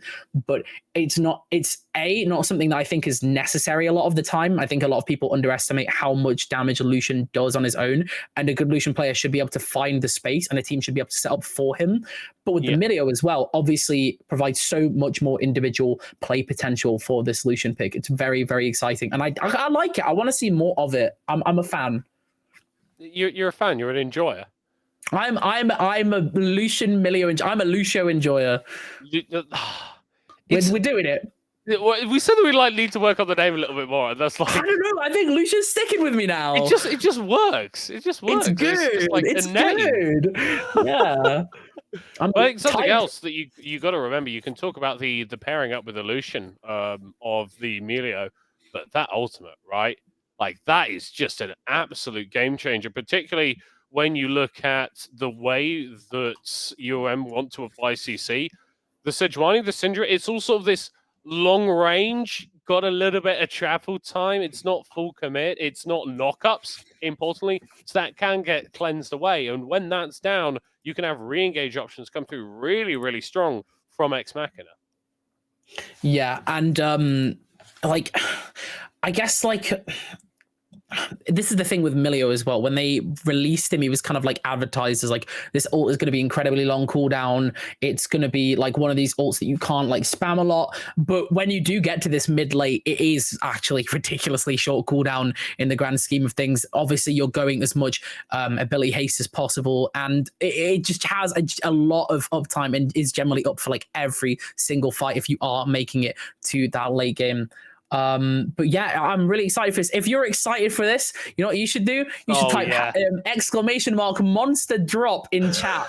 Complete. Now, it won't do anything other than tell you how to enter a giveaway, but that giveaway is for a very, very large amount of monster. Very, very large is up to interpretation. I've had a monster stock drop before. They're pretty big. There's a decent amount. I had to give some away to friends. I couldn't finish it all. That is a bit too much for me. But it's a lot of monster and it's good and it's free. So make sure you enter this giveaway if you want to know how to enter !monster drop in chat. Make sure you do that before the game starts or after the game starts. In fact, you can do it anytime during the stream. Point. It's during the so League of cool. Legends. I know. This counts, I guess. So we could be seeing the monster drop. And when you say, what does that mean when you say like very large? Like, is Okay, there a like legal 40 to 60 cans, right? 40 to 60? It's like it's up in the air. It's between that number. It's a large not amount. less. It depends on how thirsty the delivery driver is. I think that is very naughty, and you shouldn't be doing that if you are drinking someone else. Although, to be fair, if it's it wouldn't shock me too much. You know what they're like. Am I wrong? Thirsty driver, just a little bit. I believe that we are going to be jumping into game very shortly. I believe we may. There will be a short pause, like a minute. There'll be a short pause, like a minute 25 in, so don't be concerned about that, chat. We are aware of this. But wow, looking for a strong engage here. Obviously, Sleepy Mid just able to dash out there, but getting a lot of space and a lot of info. Well, not too much info, actually. But it is giving away a lot of info. This should be free vision control for the side of Manchester into X marking as red side jungle. Yeah, and you see that ward being placed there by Dumb Puppy Girl, and actually seeing something a little bit interesting here, Matt, because we've got Expert on Syndra in the mid lane, and an Astro actually piloting Yuumi in the bottom side. So I believe we're getting a little bit of a role swap here. This is, this team is chaotic. I can't explain it, but they give off a lot of chaotic energy, if that makes a lot of sense. So it doesn't shock me we are seeing a little bit of a role swap. It is probably just a comfort thing that comes through. I mean, it's not hard to play the kitten, but obviously, if you do have preferential picks in the mid lane, it makes sense to do a little bit of a swapsies there. I do like this Syndra pick. I guess we've not really spoke about it too much because it's not necessarily incredible into the team they're playing against. It does have disengage from this Hecarim. You can move them away. It does have pick potential onto this Lucian. But even then, it is countered a little bit by that cleanse being available. This Milio has a lot of removal tools, can get you out pretty easily, pretty safely, and does have the ability to negate CC that will be locked down onto Lucian, which is kind of necessary to, I don't know, chunk them out with that ult, because obviously that is your condition as Syndra. You kind of just chunk them and then you press ult in these late game team fights and you have removed the unit. Yeah, and if you're able to actually find that lockdown, that's all great for you. And then another champion that I feel like we didn't talk about that much is this Gwen, right, for Sleepy Mid. They had a very good time in the laning phase in that previous game up against Refresh 27, and the Gwen does pretty decent time into the Ornn, can traditionally beat up on a load of these tanks. And, well, if we're talking about opportunities to find backline access, there's a couple of PL options here for Ex Machina, but if you're using Shockwave to sort of deal with a Gwen that's diving on your backline, you're not really getting the best value out of your CC. Yeah, for sure. And like I'm itching for something to happen, man. I'm running out of things to talk about. I don't want to be in this pause any longer. I'm going to be forced to agree with you on that. Yeah. So, let's talk about something completely off topic. Have you played Mage Seeker yet? No, I have not. You should. No, it's so good. It's very cool. Right, it keeps happening. It keeps happening. League of Legends exists, so I'm like, okay, that's cool. And then Riot Games keeps making like other things that are really cool. Well, I guess it's not them, isn't it? It's Digital Sun that did this one. So they did it was, I forget what the game was called, but it was very good. And Mage Seeker also feels pretty good. I think it's a bit short, but it's not easy either. I think it's very high APM, so probably not best for you. But it is very fun. Hold up. Okay, hold on, wait. I'm just getting shot from like nowhere. Like, what is this? This is your every game I'm gonna find a way to take like a little pot shot. First it was the Nando's, and this time it's Mage Seeker. But yeah, Mage Seeker is really good. Chat, if you've not played it either, try it out. I can't recommend it enough. It's very, very fun. And if you do like League of Legends lore, it's definitely good for that as well. I have got a potentially Sag related story. Oh no. Yeah, what was the other one they made? The one that was like in Bilgewater? Oh, Ruined King. Ruined King. Right. I can't remember the exact amount of hours that I got into it, but I got a decent way of hours into it. And then I turn on my PC one day, I go and look at my save files, and they are not there anymore. This was a known issue, and it sucks, and it's why like I I got the collector's edition because I'm a nerd, right? So I was playing the game and then I heard about this and it put me off playing so much that I think I'm only like 2 hours in and I've not touched the game since, and I hate it. Right. It is a quality game, and I'm just waiting for when mentally I'm ready to go back to it because I had a lot of fun, and I want to give enough time for my like brain to forget all of the stuff that I've done. Because I want to go in with that like fresh game experience, but I've already played like half of it. Yeah, it looks really, really good though. I mean, this is just Riot Forge quality. I know they're bringing out a Nuno and Willump game later this year, or maybe start next year. It's a little adventure game. It looks very, very cute. Lissandra's the big bad.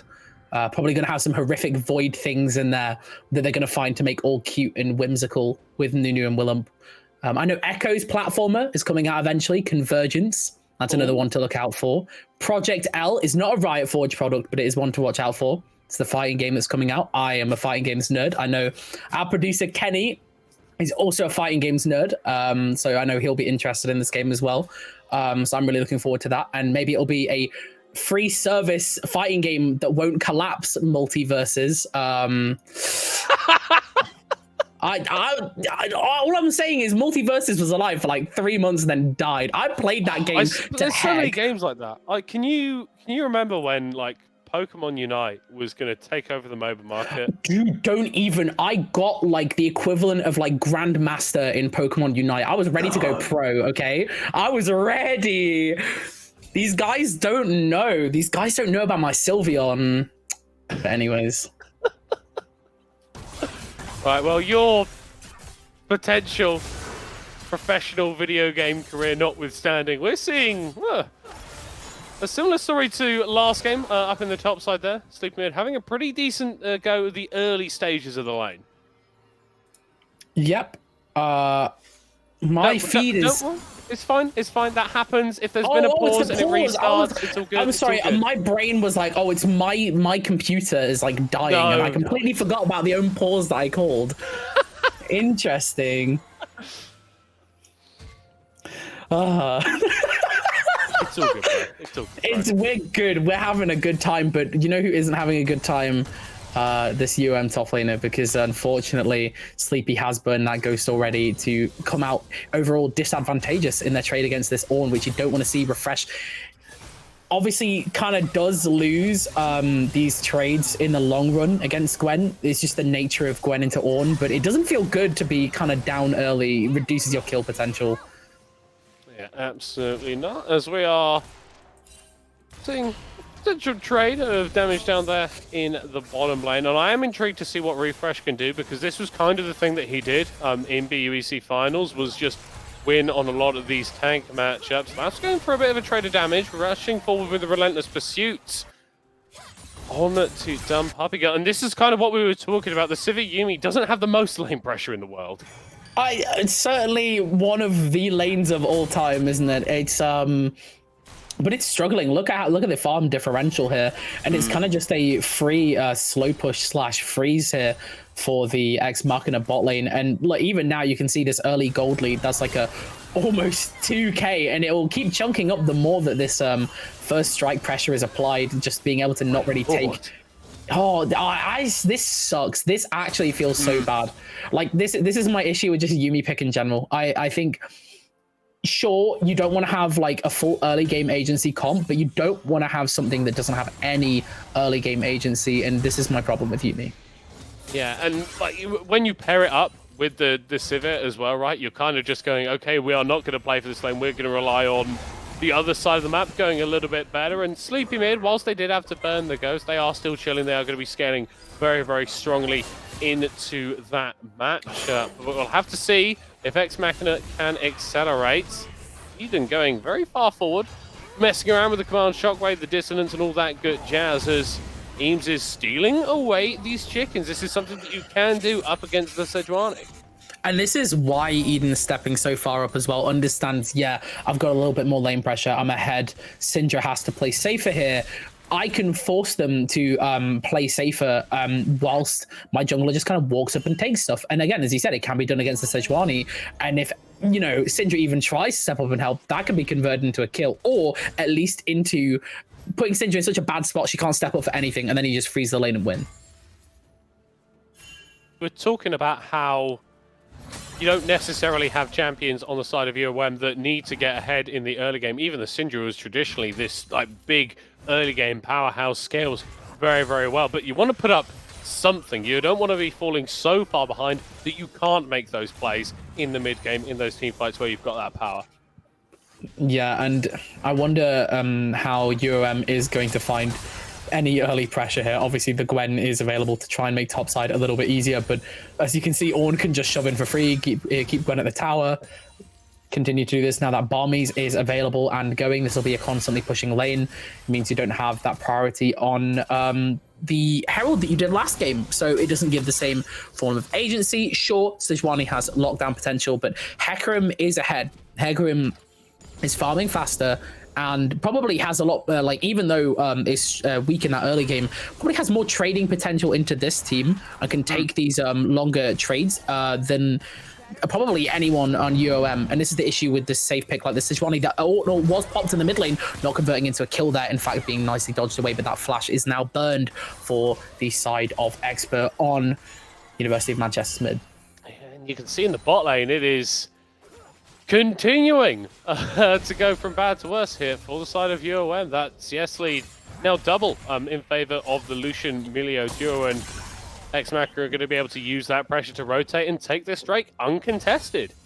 Yeah, I want to point your eyes quickly to the items for Lucian here. We're looking at a serrated Dirk. Now, I wonder if this is just an early trading item or if this will be converted into an Eclipse, but I really like it, and it's applying a lot of pressure, and it is punishing Sivir for kind of just having that cat stuck on her, right? You can't really have that same kind of 2v2 trade potential. You are essentially just one body, and it's going to get so much harder to play, obviously, with the Yuumi changes making it so you can't just free heal either. You do have to step up to heal and actually hit your shots, which is a lot harder now with this queue.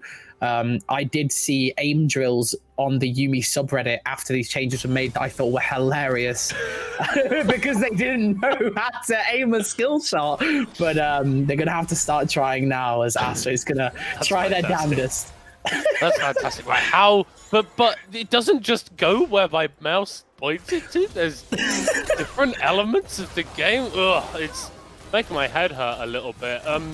But it's a difficult thing to do against Laps, right, as well, because even though it was the Twitch last game who was a bit different in terms of their damage profile and does become a lot stronger as the game gets later, it's an aggressive style of AD carry, and it's similar to what the Lucian can do in this game, the only difference being that the Lucian can do it kind of from minute one in terms of the laning phase. You see Laps not going to be taking it back there, just waiting around trying to bait for a pick onto the enemy bot lane. Yeah, and I just like the ability to want to go in from last here, but they don't know about the pathing genius here coming through. The Sejuani, this should be at least a 1 kill converted here. The Milio flash is burned, knocked away, not going to be enough, and that is first blood down to Sivir. Here comes the Ornn refresh roaming onto the map to try and bet one back. They are going to be able to do it 1-for-1, opening up with the Ornn horn here as well. A double for the top laner, roaming down to the bot lane and getting a couple kills. And that's a really, really good teleport as well. Gwen should be able to try and... Wait, no, this is another really good match here from Eden, the teleport coming through, stopping Gwen from actually capitalizing on this, because we know that Syndra has just looked to reset here, is not chilling around this mid lane, and is in fact on that reset. Nice even wave state. Ornn can just walk to this, and Sleepy cannot find any value of place on this top side. That really, really well coordinated play, and it's just showing how coordinated this team is overall. Yeah, and it's super smart. You so rarely see these top laners TPing down into the bottom lane anymore after those changes that feel like a couple of years ago now, where you can't TP on anything other than towers pre-14 minutes. You don't see so much proactivity, but hey, Ex Machina, they're able to respond to the play coming out from UOM T1. They've got themselves to an early game gold lead, and it's in a place where maybe we wouldn't have necessarily expected it.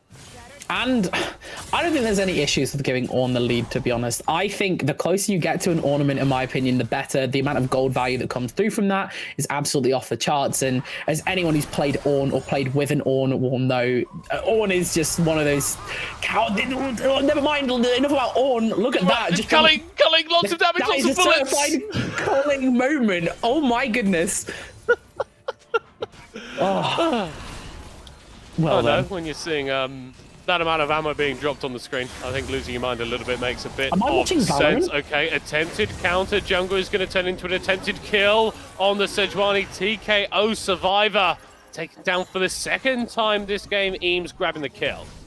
Very, very nice. And it's just that pressure from this Orianna as well. You can't really step to the Raptors anymore for Sejuani. You can't even move around this area. It doesn't matter your vision control because, again, they can just step up and actually take that. Orianna has this advantage over Syndra where it kind of doesn't play for itself as well. It does. It can just safely shove and play for your team. It's really, really good with that Hecarim as well, being able to provide a lot more of that trading potential. The move speed will increase that AD. Being able to constantly refresh this on Eames and giving them more defenses means that you can essentially make the Hecarim 2v1. You don't really need to be too involved. Yeah, and, well, I mean, in terms of the lane, right, Eden is getting more of those advantages, and it is intriguing how after a close game one, Ex Machina have sort of taken the measure of UOM and have gotten even more. Simple as you like, solo kill for Eden in the mid lane, Expert going down. We are seeing TKO Survivor move over to try and pick up the Orianna, but they shall be unsuccessful. Meanwhile, in the top side, River, Sleepy Mid, is trying to put Eden to sleep. Will be successful in that 1v2. UOM definitely not going down without a fight. And look at this engage here from Lucian. Just a little bit of chip damage, but it's a significant amount of damage to be called quotation marks. Chip damage, the culling is popped. Yumi Wave's forced out. Oh, and that's dangerously close signaling a kill. Load of damage down onto the Milio, and Ex Machina, their bot lane needs to be careful of Sejuani moving over. Oh. The trade just not going the way of Ex Machina is expected. Obviously, with the Sejuani shadowing as well, able to take this Drake, now has reclaimed from a bad trade this bot lane pressure. And the Hextech Drake is always nice to pick up, even just the one of, because its passive is just good on everyone. The attack speed is always nice, and you love to see the ability haste. Obviously, it's just a solid one. And now we'll be able to see what soul is available, what the win con is. I think enemy mid lane has DC'd. Yeah, I think there's I think, and I know I really appreciate the respect as well. I think this is completely unrelated, right? I think this is it's silly, but like I think it's very nice to see the amount of respect given to each team in a game, because in solo queue that's a free kill, right? You don't care, but in this it's like, I'm gonna stop attacking, something's up. And it's nice to see, you know, the how polite these teams are to each other. There's a lot of respect. It's nice. Good sportsmanship. Well, I mean, it just means that if that ever happens to you, people are less likely to try and take advantage, right? It's about just treating people the way that you want to be treated, right? So true. So true. Oh gosh, that Gwen is not having fun, actually. I just saw that trait. No. That is... oh, wow. I'd be really sad if my laner was also ahead, my lane opponent, but that Herald... mean, so you've got a decent CS lead. The issue is, the enemy Ornn just randomly teleported bot lane and got a couple of kills. So, like, you've done your job. Yeah, this is like, it's kind of sucks, really. But the Herald is going to be thrown down into that mid. The plate should be going through that. That ult is coming down to Orianna. That's a free kill, right? Yeah, oh, it's a very decent shockwave, though, actually. And with the phase rush, Eden running away as fast as their little legs will carry them. No, surely not, surely not. Okay, they're just going into path of the Gwen, and actually this could be bad for Ex Machina. They are going to see one trade about that Sejuani going down, but you need to care for the needles in these choke points. Refresh. Volcanic Rupture will be able to run back into the river. Actually going to open up with a Call of the Forge God. Going for a kill back in the 1v2 is going to be able to get it, and they're going to be able to get out as well. And clearly Refresh knows these Ornn limits as well. This is the oh, never mind, I'm not even gonna have a chance because look at that. Stop Lucian happening! damage. League of Legends! People are dying, Mac! People are dying. We out here. We actually out here. This is League of Legends. But this is what I mean about, like, I'll go quickly back to my Refresh point. Just having so much experience on these weak side tops mean you know their limits perfectly. You're able to actually take these 1v2 trades. You know what you can and can't do. Speaking of trades, this could lead to another kill. There is no Call of the Forge God available, so might not. Oh, never mind, it's going to be a kill anyways because Ornn does so much damage. Slap on the top of the head with hammers. That's insane. Ornn is so funny. I love Ornn. Ornn is such a funny champion. I actually can't even hate Ornn. I love it too much. But wow, Lucian does a lot of damage. That's a little bit scary. Yeah, and X-Machina on the whole seem like they're doing a lot of damage in this game. We haven't really even had to talk about Eames, who's got himself to a very strong position on this carry style of Hecarim. He's got that Spear of Sojin. He's going to be a threat that they need to watch out for. Yeah, and interesting to go Shojin first as well. Obviously, we're going to see that Shojin Manamune build coming through. It's one of those where like it's kind of one of the more standard ones because you don't see the Dantes insane people builds where he purposefully builds wrong on purpose so that people will start building Hecarim wrong. I don't know if you know this, by the way. I was not aware. It's hilarious. It's really, really funny. But my jungler for my team, Free Carrots, who's also playing in this tournament, plays a lot of Hecarim in solo queue, so he was kind enough to give me that secret information. But now you know. But that's actually so smart. Like, if you're a high elo one trick, like, absolutely. That's just what you're going to do. Laspiz at risk here, dropping down the Glacial Prison actually onto Timur Topper. Both bot laners being focused. That split damage means that UOM aren't able to take anyone down. But like, this is the thing, is like UOM really has like, I wouldn't say no angle. Oh my goodness, like it's just free. It's free and gets away on 1 HP. Call of the Forge coming down. Sleepy is done for, surely. Oh, they were just fighting absolutely everywhere. Refresh 27 actually going to take it out with a final shower shot, and well, Eames is going to go down as well. Blink of an eye. Ooh. Couple of shutdowns fed over to Sleepy mid, and UOM, whilst they are down, I don't want to be giving this Gwen any more gold than I need to. And that is the angle that UM needs. And with the new Cosmic Drive, Gwen is one of the characters that, in my opinion, benefits from it most. I think we're going to see it. The Gwen, the Kayle, the Lilies really, really like this item. And seeing Riftmaker Cosmic here picked up, and that Cole's not even finished yet, should just show how much gold they've given away. Observe if you'd be kind enough to show us these gold graphs, because I really want to see the gold change now for Gwen. I want to see if it's equalized, because, yeah, that is now completely equalized with that Ornn, who I want to remind you was ahead by like 3 kills for a while. That is really, really bad, and does give them an angle back into the game, even if it is just on that Gwen. And what were we saying, right, about X-Machina's team composition? They don't really have anyone who can deal with that Gwen too efficiently. You're sort of relying on Last being able to kite away, and I guess the Melio is going to provide an element of that, but the Ghost is so powerful in those scenarios. The slow from the needlework is so powerful, so even with all of these tools for X-Machina, dealing with the Gwen is going to be difficult regardless. Yeah, and again, even like with this Melio, Gwen still has the sticking power. Is like one of the strong suits. Orianna shouldn't really be able to get away. Sure, the rest of them will. Speaking of Orianna, the shockwaves come through. Lucian is able to die through the he's culling. opening up so much damage. The exhaust gonna buy some time, and now actually it's the Lucian who's in the wrong side of town. Flashes back away from members of X-Machina as they're going to be chased forward by the Sivir. Here comes Eames on the Hecarim, getting 1 kill for himself. Going to be getting a 2nd kill. No, that one going in favor of Eden. The needlework going to be coming through, but it is a little bit too late. It is a little bit too little. It is a triple kill for Eden, and X-Machina find a fight around the dragon. And that is absolutely expert play from X-Machina as well.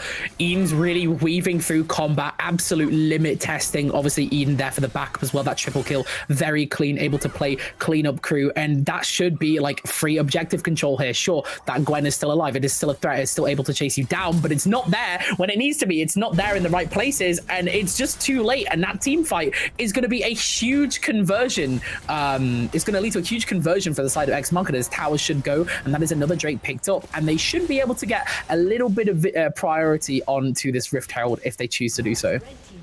Yeah, and it's feeling like a repeat of game one, right? Ex Machina and UOM in a decent position. All right, Ex Machina have been able to build up a much bigger lead in this second game than they have previously, but they've sort of hit that mid-game point where it's so difficult to contest with them. And it's not this Lucian that was able to get massively ahead in the early game. It was this Ornn just absolutely styling on people that's presented himself to a strong spot, but he's getting turned around onto. You cannot disrespect the power of the Gwen in the side lane. I mean, it literally is the ultimate Ornn counter. We did speak about how it is just a very good matchup for this champion in particular. Was getting spanked a little bit earlier, but when you do dump 2 shutdowns onto a Gwen, you can't fight that the same way you used to. And again, as you said, no respect given there, and does pay the cost for Refresh losing their life, and Gwen now applying a decent amount of pressure down onto this side lane. I wonder if we're going to see steps to try and see Gwen removed before she's able to take that tower. You can see that Eames does have to leave those Krugs and step away. Oh, well, he's going to step forward. Sleeping Mid doesn't have a lot of mana, and the Hecarim is going to be providing a load of consistent DPS with the Mana Moon and the Shojin. Eames with a solo kill on to the Gwen, and that's massive. If you can match this Gwen consistently, that is a load of pressure that UOM don't have anymore. You did say TKO Survivor was pinging that Hecarim. Oh, obviously you don't want to burn that there. Has to burn it though, because if that snip ends up getting off, that is literally enough to turn that fight properly. But you don't really want to see that cooldown burn there. You see the uses of that Shojin, that Q cooldown is absolutely ridiculously short. So I'm not too shocked to like see that burn just for the sake of safety, just removing this Gwen, because obviously it's very, very strong. And as you said, need to be able to consistently match it. I wouldn't say you can consistently match it at the moment if you're having to burn ult for that though, and Gwen has no mana and no ult. You are still behind it. Yeah, you're fundamentally not in a good spot, but like, you just got to get it. Expert here, setting up for a play onto Refresh 27. If they're able to keep playing around this Gwen, then UOM are far from out of this game. It's taking a long time to burn down the health bar of the Ornn, but meanwhile, Eden is being called out on the top side, and in both halves of the map, it's going in favor of UOM. But here comes Eames. What can the Hecarim do on the backline? He's going to be able to find TKO Survivor flashing away on the Sejuani. Not going to be able to escape from this one for long, but fundamentally, UOM are going to be very happy with how this series of plays has gone.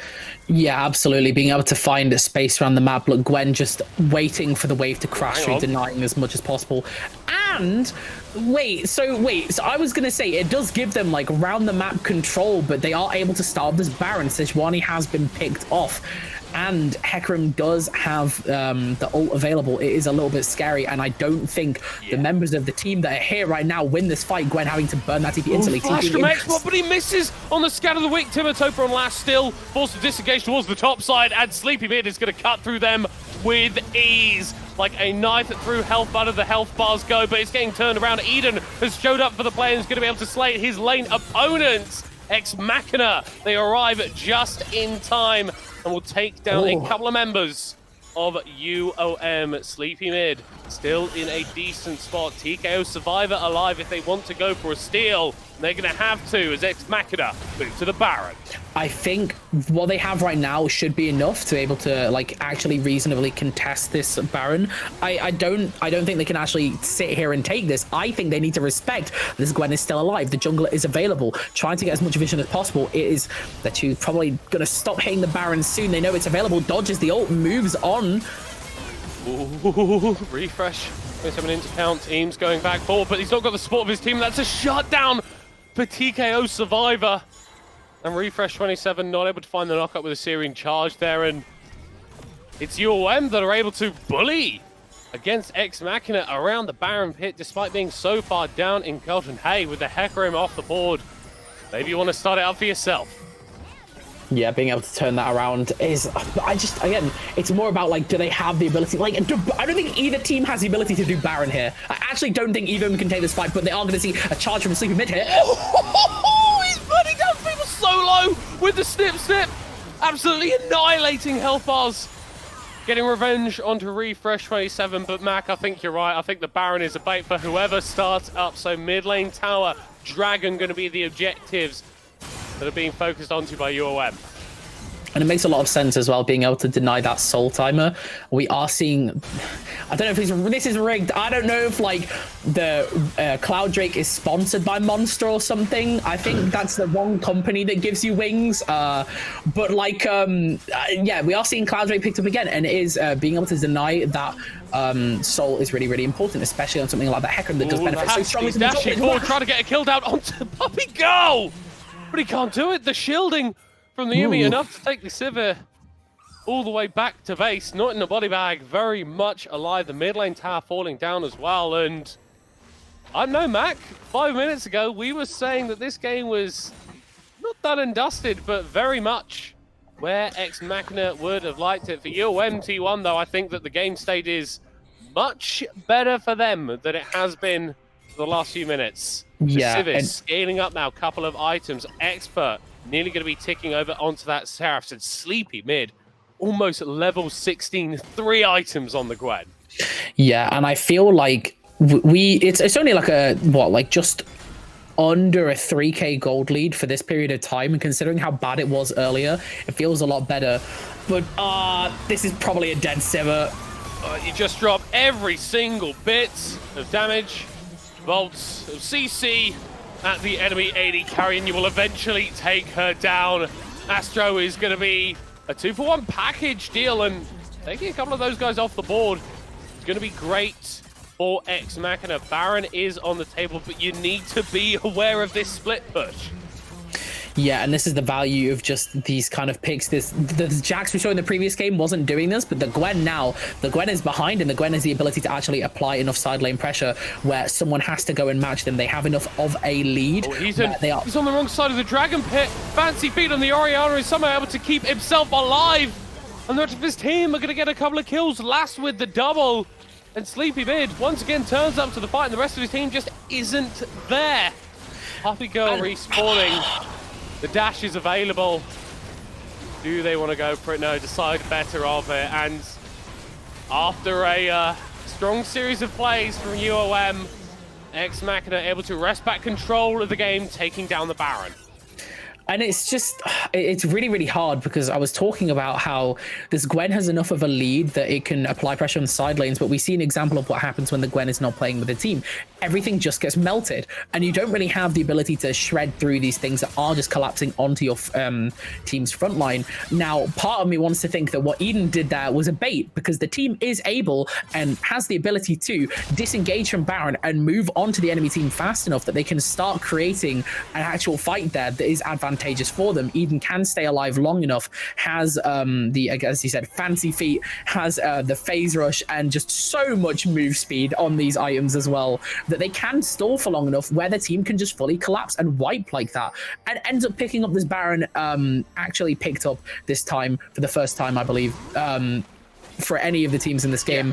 And it feels it's going to make the game a lot harder, like a lot harder than we were talking about before. We were saying about how it felt a bit more even, but it looks kind of bad now.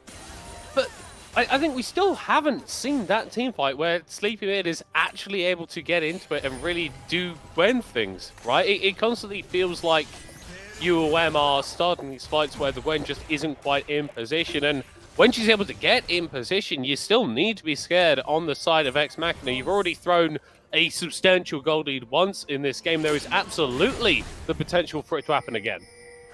Yeah, and like this is the thing, is like, I don't think they can int it away easily.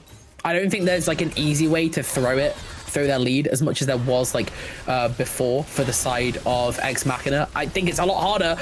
We are going to see that shockwave come through, not able to find a pick. Expert having to burn that flash, but Sleepy Mid is just doing Gwen things and just running this Ornn down, and that's another kill. But your towers are getting sieged. The Baron buff is doing a lot of work right now, and you can't even afford to really push up. You have no strong wave here. You can't be alone either, because you have no team support, and they definitely have the damage to kill you. So even after getting that pick, they're not able to convert that into anything meaningful. I think the key thing, though, is that you are stopping this Baron push. I think what Refresh is going to be bringing to a lot of these fights is that threat of the dive, is that threat of the engage. And yes, you can set that up with the Hecarim, you could set that up with the Orianna, but it's not quite as clean, right? The Ornn is super duper reliable, and he's constantly dying to Sleep Mid on the side lane. That's fundamentally a good thing for UOM. He's not going to have the teleport when he respawns and the Drake is on the board. Both these teams got to a piece, so no soul shenanigans to think about right now. TKO Survivor opening up the Glacier Prison onto Tivitover in the bot lane, being isolated, which means that raining havoc is all that UOM will do on the other side. A double kill for Sleepy Mid, finally able to get into this fight, and Refresh 27 emphatically not in that team fight. It's still opening up with a Cooler Forge gun. TKO Survivor taken very, very low, taken down. The Ornn able to get the assassination before he falls to his doom. But this is UOM finding 4 kills late into the game.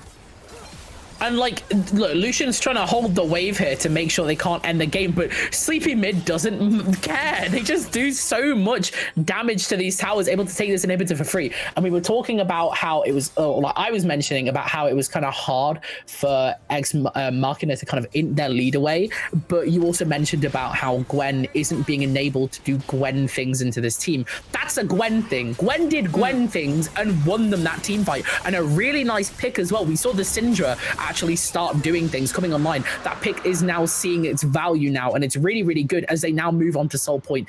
Again, really, really important at denying this Hecarim as well. The most important soul. Probably, like, arguably the best soul for him in the game as well. Yeah, reducing the amount of speed that the horse can run at you with is like a good idea.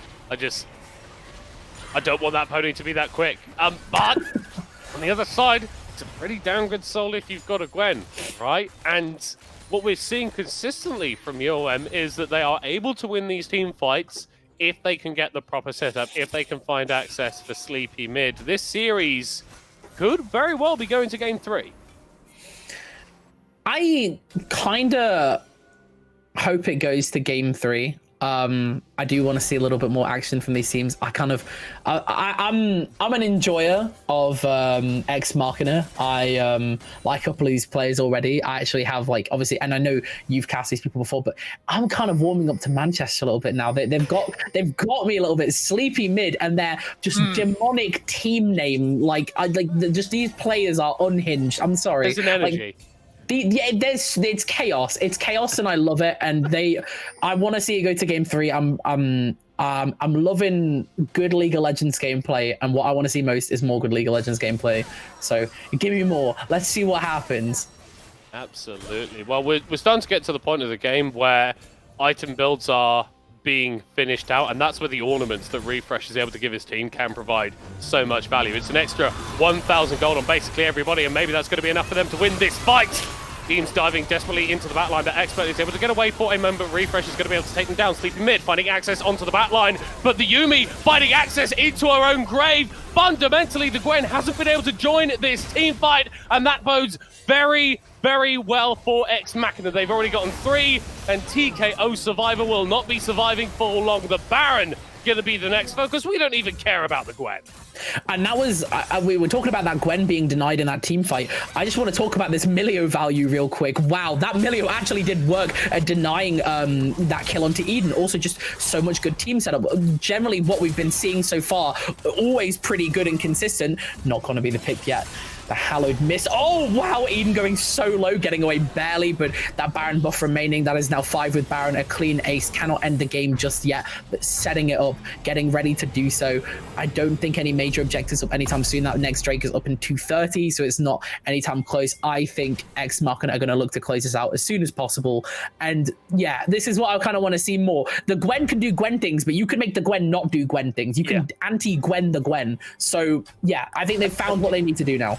Yeah, I think the key thing is that the trigger pull there from Ex Machina was just so swift. They saw a slight hint of an overstep in the enemy topside jungle. They went, yeah, we're absolutely jumping on this. And by the time that Sleepy Mid got into the fight, they weren't really able to contribute. The shockwave used as well to disengage the Gwen. It's happening once again, but this time the Glacial Prisoner is going to be able to provide a little bit of disengage. His Expert is just trying to cause a nuisance on the backline, but isn't doing too well. Puppy Girl getting pulled in by the shockwave and taken to 20% HP, taken to 0 HP by Lasp. And that may just be it. UOM with another strong showing, but Ex Machina Stay their execution for the time being. The inhibitor and no more. They will go back, they will reset and return out onto the map. And respecting the Gwen here, looking for as much Baron value as possible, not wanting to int that away. How long is left on the Baron timer? I'm not too sure. Right, about a minute 20, I reckon. Yeah, they've got enough left in the tank to be able to set up nicely for this dragon, being able to get them to that soul point, denying the soul for the side of University of Manchester. And again, just lots of respect on that Gwen, not pushing any further, understanding, yeah, this person can team wipe in the right condition. We are low. We don't have the ability to fight this right now. Let's play it on our terms, and choosing to back off on their terms. That means that they have a bit more position towards this Drake. Of course, if UOM were able to take this one away, would be a Cloud Soul, and maybe their last chance in this game. They are moving down into the river. TK Survivor needs to be careful, though. There are members of Ex Machina lurking in the wings, and whilst the Sejuani is reasonably tanky, getting poked down is not going to end well for you. Sleepy Mid going to be joining this play. Actually, that's Expert here as Gwen is diving onto the Ornn, but that's not really who you need to be killing. Call of the Forge God is going to be pulled as well, and the Gwen just dies to Eden! The command attack, sending her back to the fountain. A double kill for Eames, and the rest of UOM are lambs to the slaughter. Expert will be the victim of a triple kill, and that will be that. Ex Machina march down the mid lane. And, like, just... Expert not even able to play that game there. I don't know if you saw how fast that horse was running, but like that was terrible. I mean, oh my god, it's just it's just I can't watch. It's the reality of the situation. Ex Machina will sweep aside UNT1 and send themselves to the final of the NSE Stay at Home series. Oh, what a series. Really, really good set of games as well.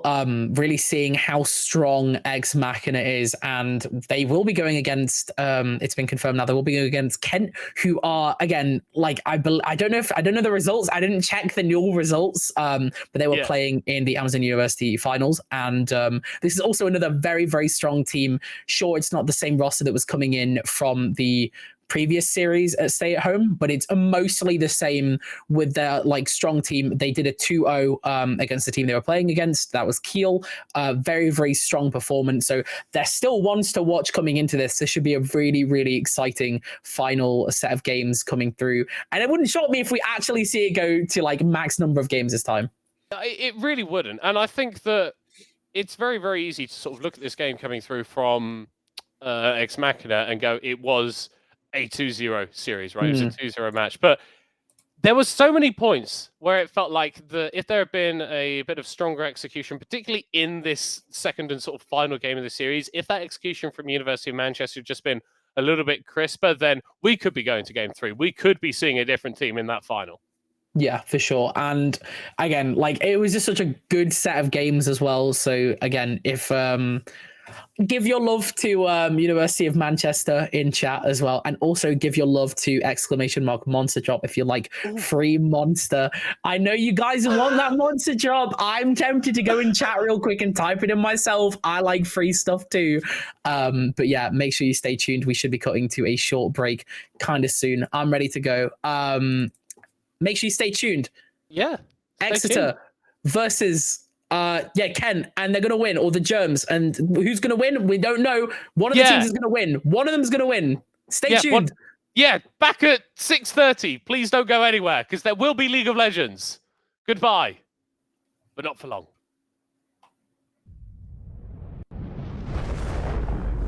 Come with us. The new generation. The next level. Sending it big. You're in for a good run. Let's go. Come with us to the track, to the trails, to the slopes, to the surf, to the fight, to the race. Look at this. To the 4 a.m. starts, training harder, pushing further, hitting back, hard. I love a 10 on you. I get the gang on you. You better pray for it. I put that thing on you. You ever play with it?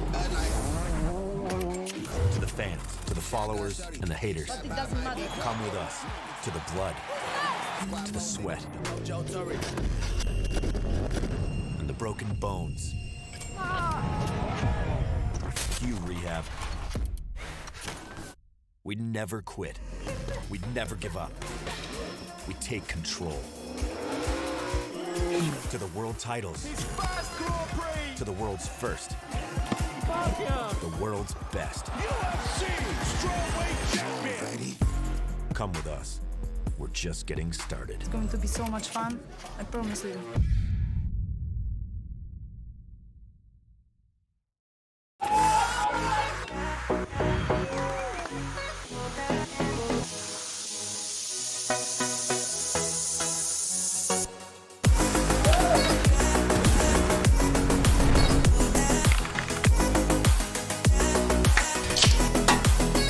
Let's go! Monster Black. Monster Blade! Nice. Monster Blade! Monster Black. That right there, monster plays of the week. Monster Energy is doing a monster site giveaway.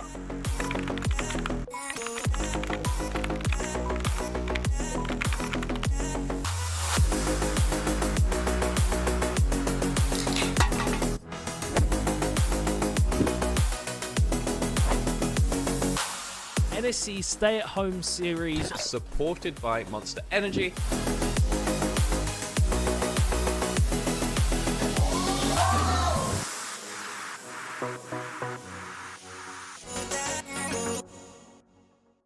Good morning, crack student gamers, and welcome to the British University Esport Championship Spring 2022. It's been a long time coming, and we're now live from Insomnia. We're back bigger than ever. We have so much going on here.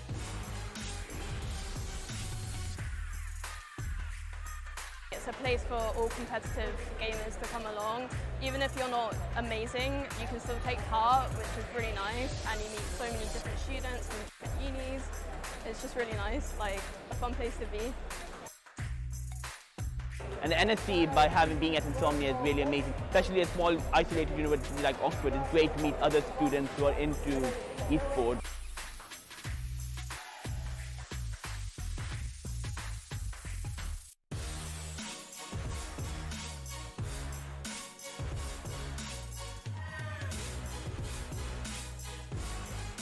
So we've got a spectator area where the student communities come and they're meeting up for the first time in probably 2 years, getting to watch the finals, and then we've also got the teams on stage playing against each other. And then also we've got a student LAN as well, as kind of like a mini LAN in a wider bring your own computer over the weekend.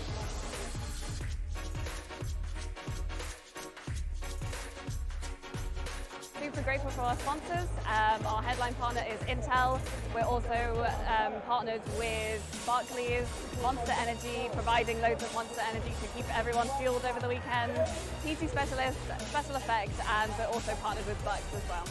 Everyone in the university scene is so welcoming and so lovely. You don't see people like this anywhere else, like in a community together. And it's just all about creating those connections with different people, and it's just really amazing.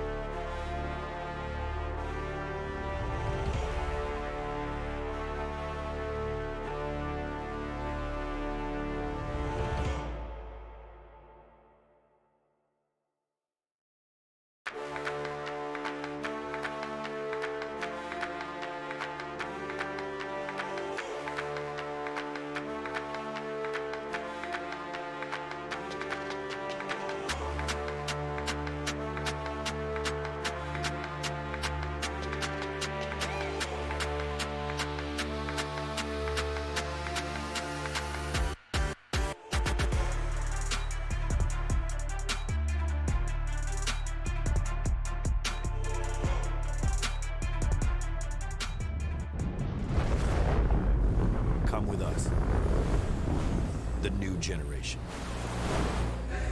The next level. Sending it big. You're in for a good run. Let's go. Come with us to the track, to the trails, to the slopes, to the surf, to the fight, to the race. Look at this! To the 4 a.m. starts, training harder, pushing further, hitting back, hard. I love a 10 on you. I get the gang on you. You better pray for it. I put that thing on you. You ever play with it? To the fans, to the followers, and the haters. But it doesn't matter. Come with us to the blood, to the sweat, and the broken bones. Cue rehab. We never quit. We never give up. We take control. To the world titles. To the world's first. The world's best. UFC Strawweight Champion. Come with us. We're just getting started. It's going to be so much fun. I promise you.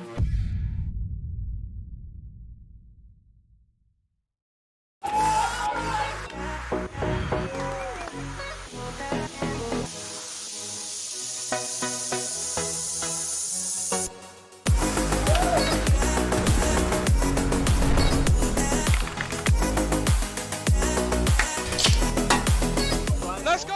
Monster Black. Monster Blade! Nice. Monster Blade! Monster Black. That right there, monster plays of the week. Okay. Monster Energy is doing a monster site giveaway.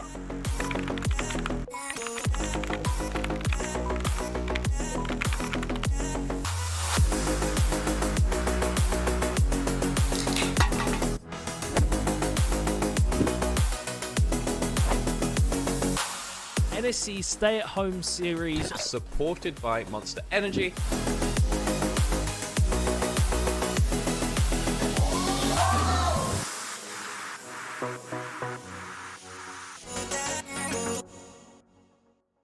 Good morning, crack student gamers, and welcome to the British University Esports Championship Spring 2022. It's been a long time coming, and we're now live from Insomnia.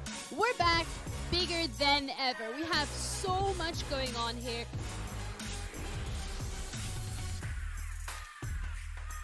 It's a place for all competitive gamers to come along. Even if you're not amazing, you can still take part, which is really nice, and you meet so many different students from different unis. It's just really nice, like a fun place to be. And the NSE, by being at Insomnia, is really amazing. Especially a small, isolated university like Oxford, it's great to meet other students who are into esports.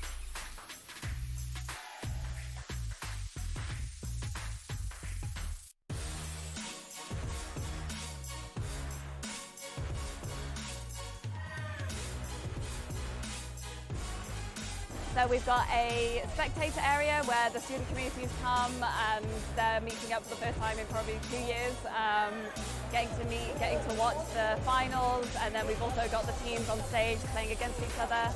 And then also we've got a student LAN as well, as kind of like a mini LAN in a wider bring your own computer over the weekend.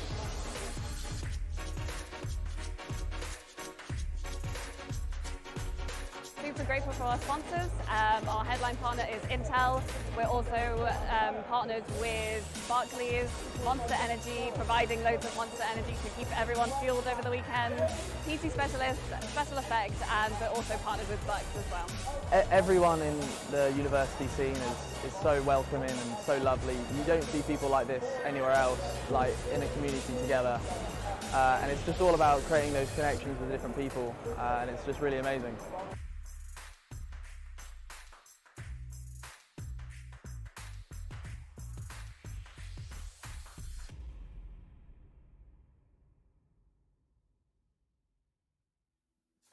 Hello there, everybody, and welcome to the final of the NSE. Oh, I can't remember the name of the tournament. Oh, I got all ready for that, Mac. Oh, Oh, no. this guy, NLC fire this guy, NLC fire this guy. NSE Stay at Home series. NSE Stay at Home series. Stay at Home series, supported by Monster Energy. Final between the Germs representing the University of Kent and Ex Machina from the University of Exeter. We got there in the end, the Mac. Okay, insane start to an probably insane series. And Hopefully. Make sure quickly before we just jump into anything, this has been happening once per match, so make sure you keep doing it. Obviously, it'll be ready to go for next match. Type that monster drop in chat to get entered into the monster drop competition. You must have a UK address and be 18 plus to enter. If you're not clear on how to do it, just exclamation mark monster drop. But it's literally just typing monster drop in chat. Make sure you do it for every match of this series, and hopefully it goes to 3 games, so you can get 3 chances to win, 3 more chances to win a monster drop. So yeah. I mean, hopefully we get 3 games, right? Because both of the teams that we're going to be seeing facing off have had pretty successful stomps through their best of 3s. Obviously, we weren't able to catch how the Germs did against Boulders Reassembled on stream, but Ex Machina looked pretty damn good versus UOM T1. I'm particularly interested to see what happens in terms of the jungle, because I think Eames has been a really consistent, strong performer for this team. Yeah, absolutely. But we have to remember that Porp of the Germs, or as some people who might have watched Insomnia have seen, Cabbage Core is a bit of a demon left unchecked. So it's going to be a real jungle off this series, I think. I know that the Germs are a little bit weaker right now. They do have players, or had players, and I don't know if they won. Someone in chat tell me if they won, but because one of my boys, Smee, is playing and love that guy. Anyways, the Germs have been a little bit separated in terms of this roster. Not their usual team. Do have a couple of substitutes, but not necessarily going to drag the team quality down too much, because obviously you saw that nice clean 2-0 sweep. Very, very good. So we can expect maybe, a back and forth contest, although I do believe that the Germs will be coming into this a little bit weaker overall. Yeah, but this is the thing about Germs. How do they reproduce? They divide and then they conquer.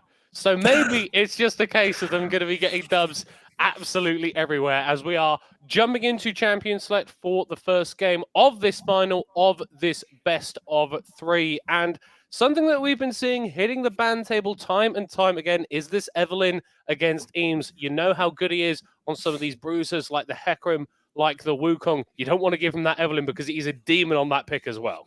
I mean, literally a demon on that pick, right?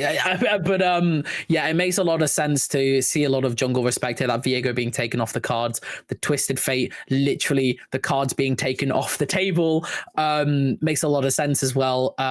Ray Soju can play this Twisted Fate to great effect, sets up a lot for the team here. Makes sense to be banning that away. Rakan obviously removing Timatopper, very, very strong engage. The Lovers duo both banned out, actually not even wanting to give them a chance of playing how they want to play, understanding that this is a very, very coordinated team. So just trying to remove all angles of strength as much as possible coming into this. I think it's funny that you highlight that, because I feel like the Zyre is independently just a very, very strong AD carry. You don't necessarily need the Rakan alongside you for that pick to function. And the Rakan has been shown as something that Ex Machina are kind of just going to slam into the support role, even if they don't have a Zyre. So understand why both of those bans coming through. And this Gragas kind of standard in terms of the first rotation here from the side of the Germs, not revealing anything.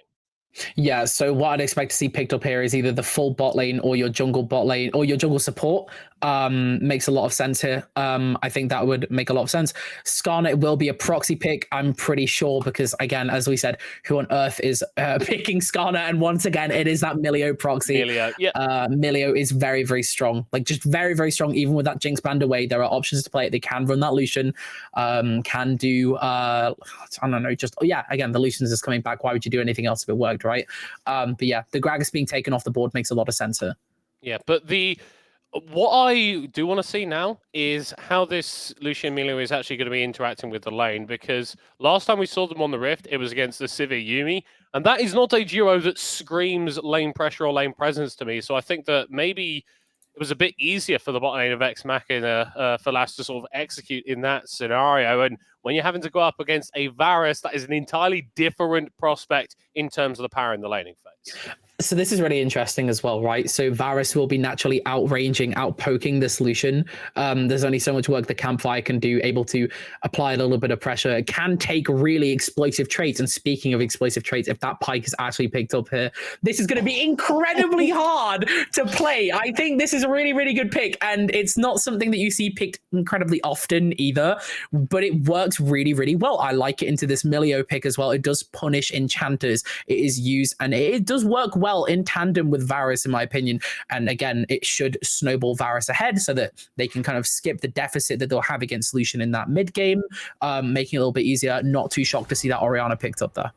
Yeah, and I think it's understandable that X Machina is sort of sticking to the comfort that has brought them victory, but the composition that they're going up against has a load of disruption tools that can be very effective against these champions that are a little bit lower in terms of range. That explosive cast and the Gragas is always going to be able to have value, and if you can combat that into a depth from below coming out from the Pike, then you are wiping people out of the team fight before it's even really started.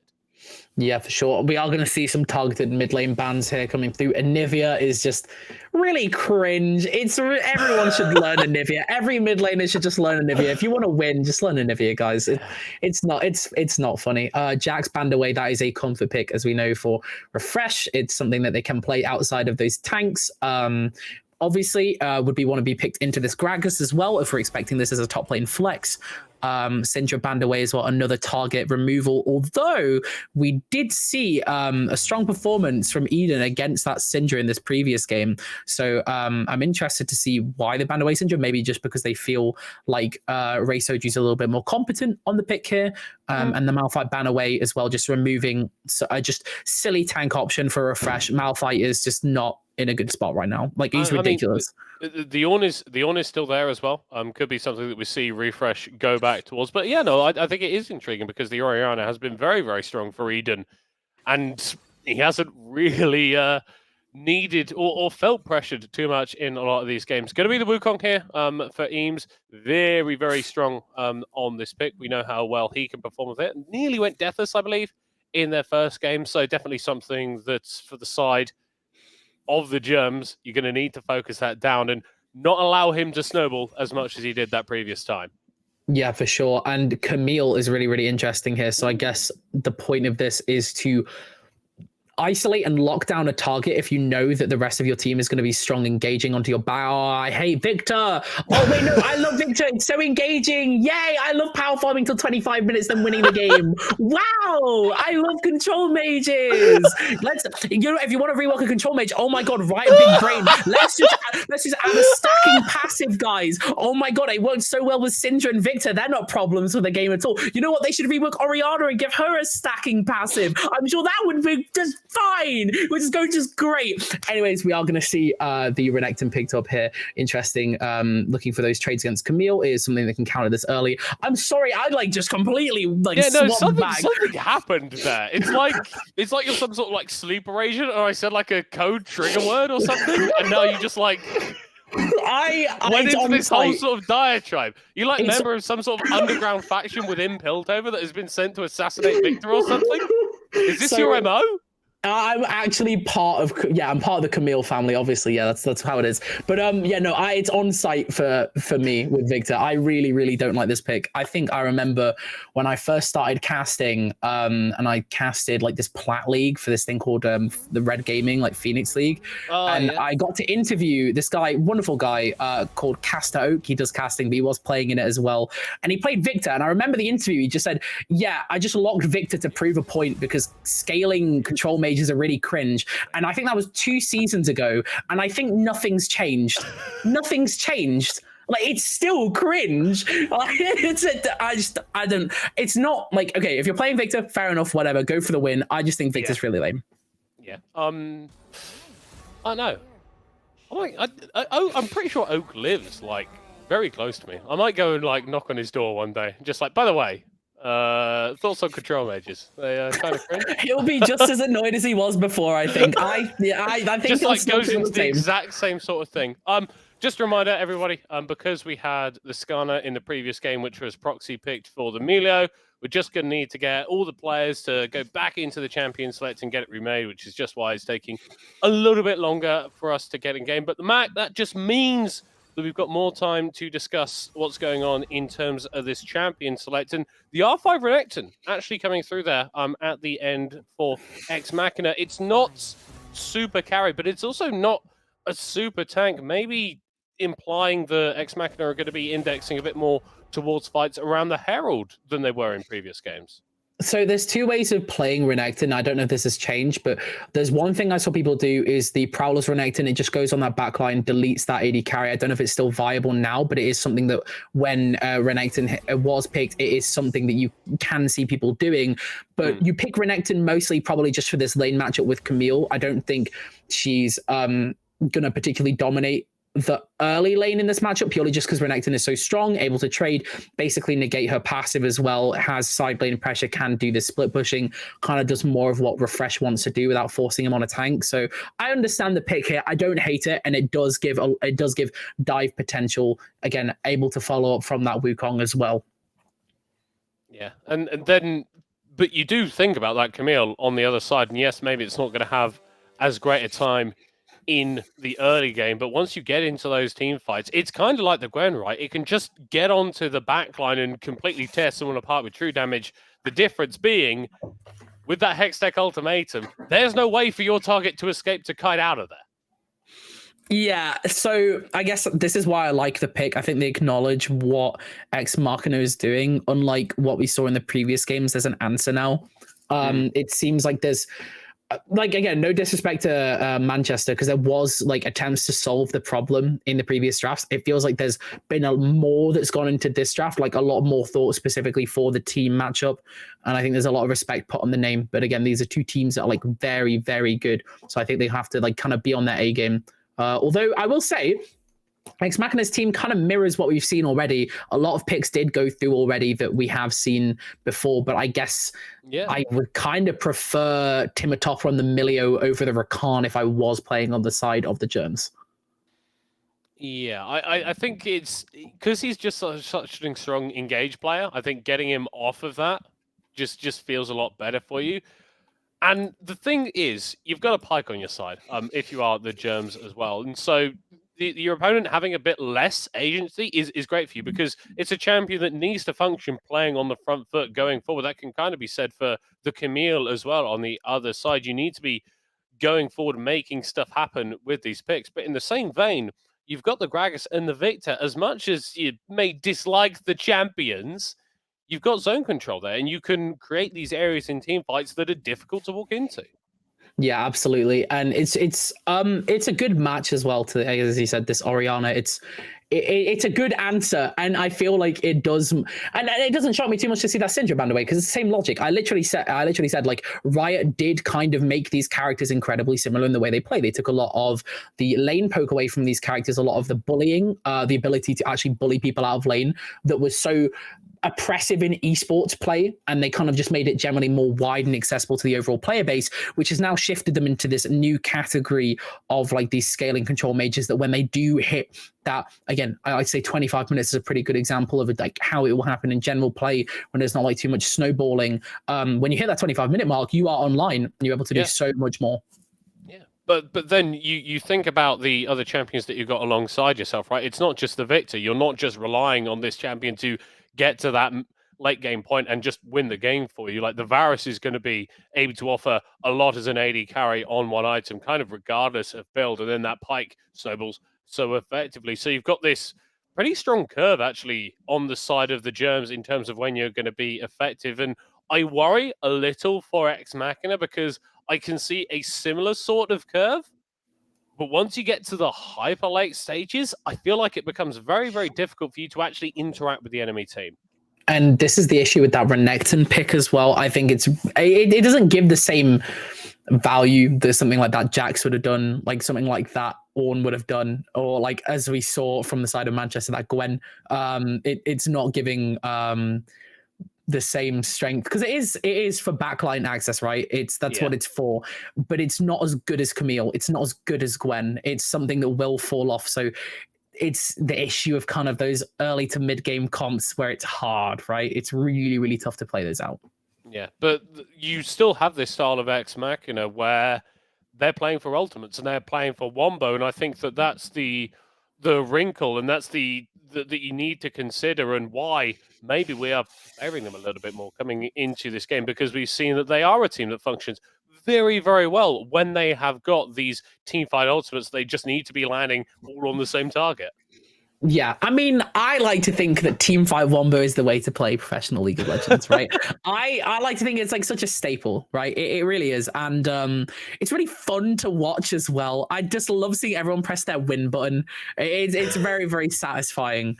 So I do like the way that Ex Machina play quite a lot. But yeah, I want to see a strong counter performance here coming through from the Germs. Again, I've seen them in action before. I've definitely seen Porp in action as he obliterated my team Insomnia, but well, it was more QQR if anything, but you know, QQR's not here right now. Okay. So you know, QQR's not here, so let's see if the Germs still have it, you know, whatever. I mean, Andrew Smeeson is not playing top lane, he's off doing that's not his name, is it? Well, what do you mean? And you know, well, technically,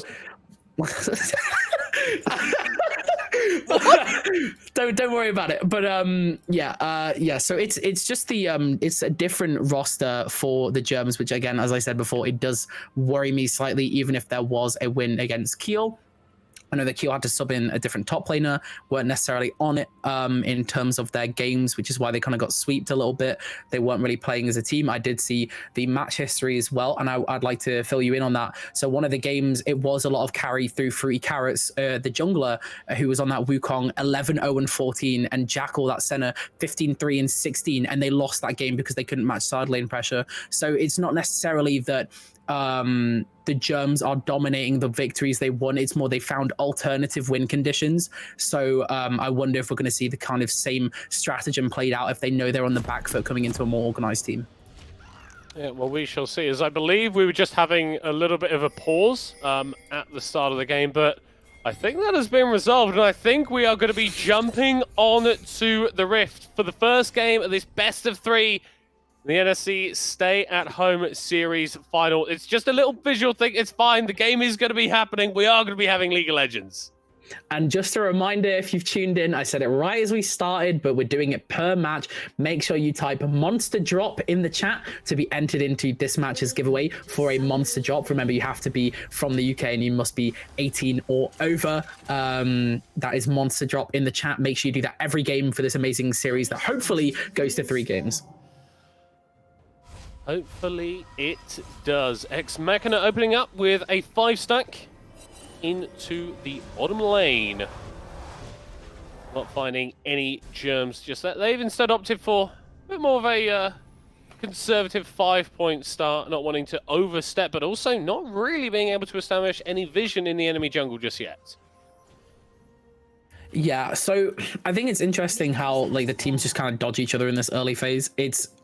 It's really fun to see a level 1 clown fiesta happen, but a lot of the time teams kind of know where each other are pathing and they try and move forward to either catch people or get vision control. We saw this before in the previous game where I believe it was Manchester were able to get vision control into Exeter's jungle. Now, it didn't really make too much of a difference because it was an expected pathing area. They didn't really learn too much new information. So I guess it's all about just trying to find out as much information as possible in these early like stacks and just guaranteeing safety, which is why you see those stacks come through. Oh, surely not bush cheese. Bush cheese, level 1 bush cheese, come on. Bit rude. Oh, actually, we're going to be seeing Exhaust dropped onto last. Pulled back there by the Bone Skewer. Hail of Blaze from Mostly. Grumpy digging a load of damage. Ignite going down as well. The level 1 was started by Ex Machina, but it is going to be finished by the Germs. First blood for the Varus. Oh, that is an absolute disaster. That is, oh gosh. And I think this is also a disrespect to Pyke as well, by the way. I think like you have to put some respect on the amount of catch and like damage Pyke can do, especially if you're starting with that E. You're losing your ability to like kite out. And like I get the logic behind holding flash. You never want to burn that early. It always feels awful, especially if you're already ignited. You kind of just want to like I guess you'd rather take the death, but like there was a bit of a panic there. All like 3 sums were burned on the on both sides. Both flashes are available still on these supports, but that is really gonna suck. You get a little cheater recall in for Varus here, able to back and grab 2 long swords, which is really gonna make this lane very hard now. Yeah, and what do we say? Last time Lasp and Timatopa had to play this lane, it was against a Sivir Yuumi, which does not have a lot of lane pressure. Varus Pyke, very clearly, very different, and it's going to be going from bad to worse down in the bot lane, like you mentioned there, with those additional items picked up. So, I guess the move here for Ex Machina is looking at the rest of the map and going, okay, is there anything that we can get here, or is there still the opportunity to rescue this bottom lane? I think it's really hard.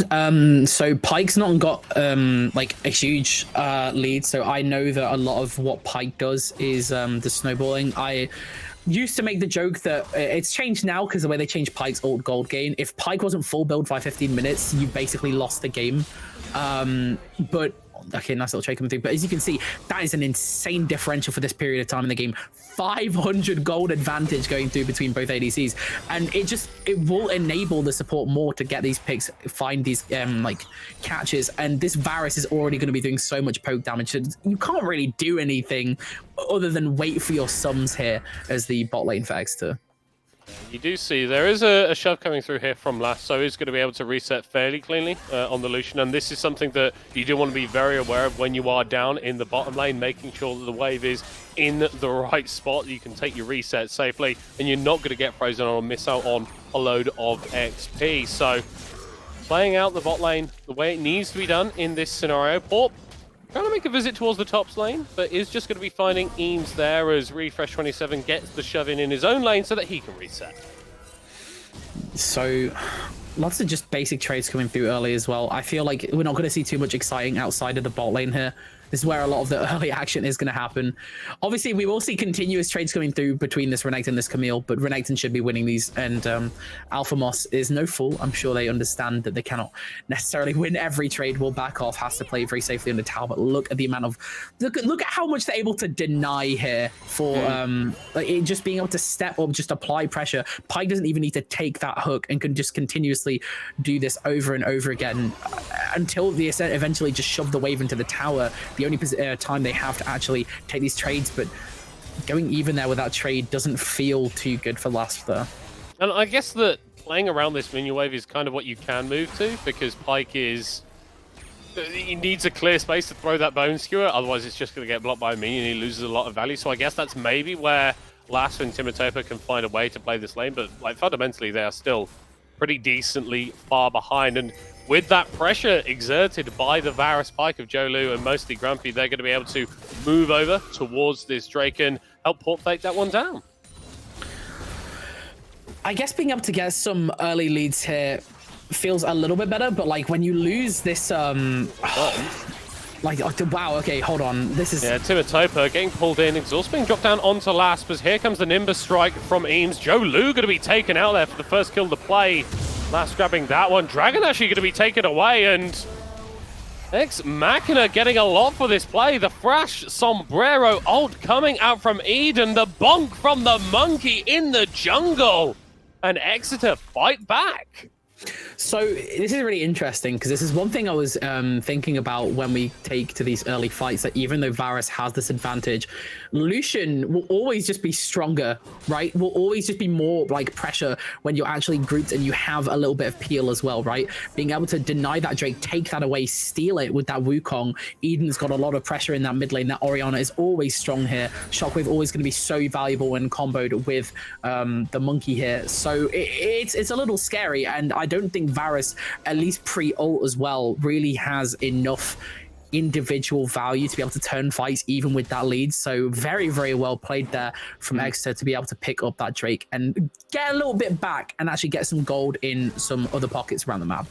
Well, yeah, and you've got one of those kills onto Lasp, so that is going to help the Lucian equalize a little bit in this lane, but we've also got one onto Eden, which is going to help the Orianna pull ahead, and we've seen some great shockwaves coming out from this guy already today, and I'm sure that he's got a couple more in store for us as we're starting to see those bot lanes level up, and once we get towards those level 6 marks, action is going to become aplenty, but Lasp is going a little bit early onto Jolu. Great bone skewer from mostly Grumpy to pull the Lucian away and turn around the play. That's a kill for Jolu, and Timatopa will be number 2. The flashback gets the Melio out of danger. And like, this is the thing is where it's like, I'm talking about how I think Lucian's really good when you've got lots of peel and you're in these early fights.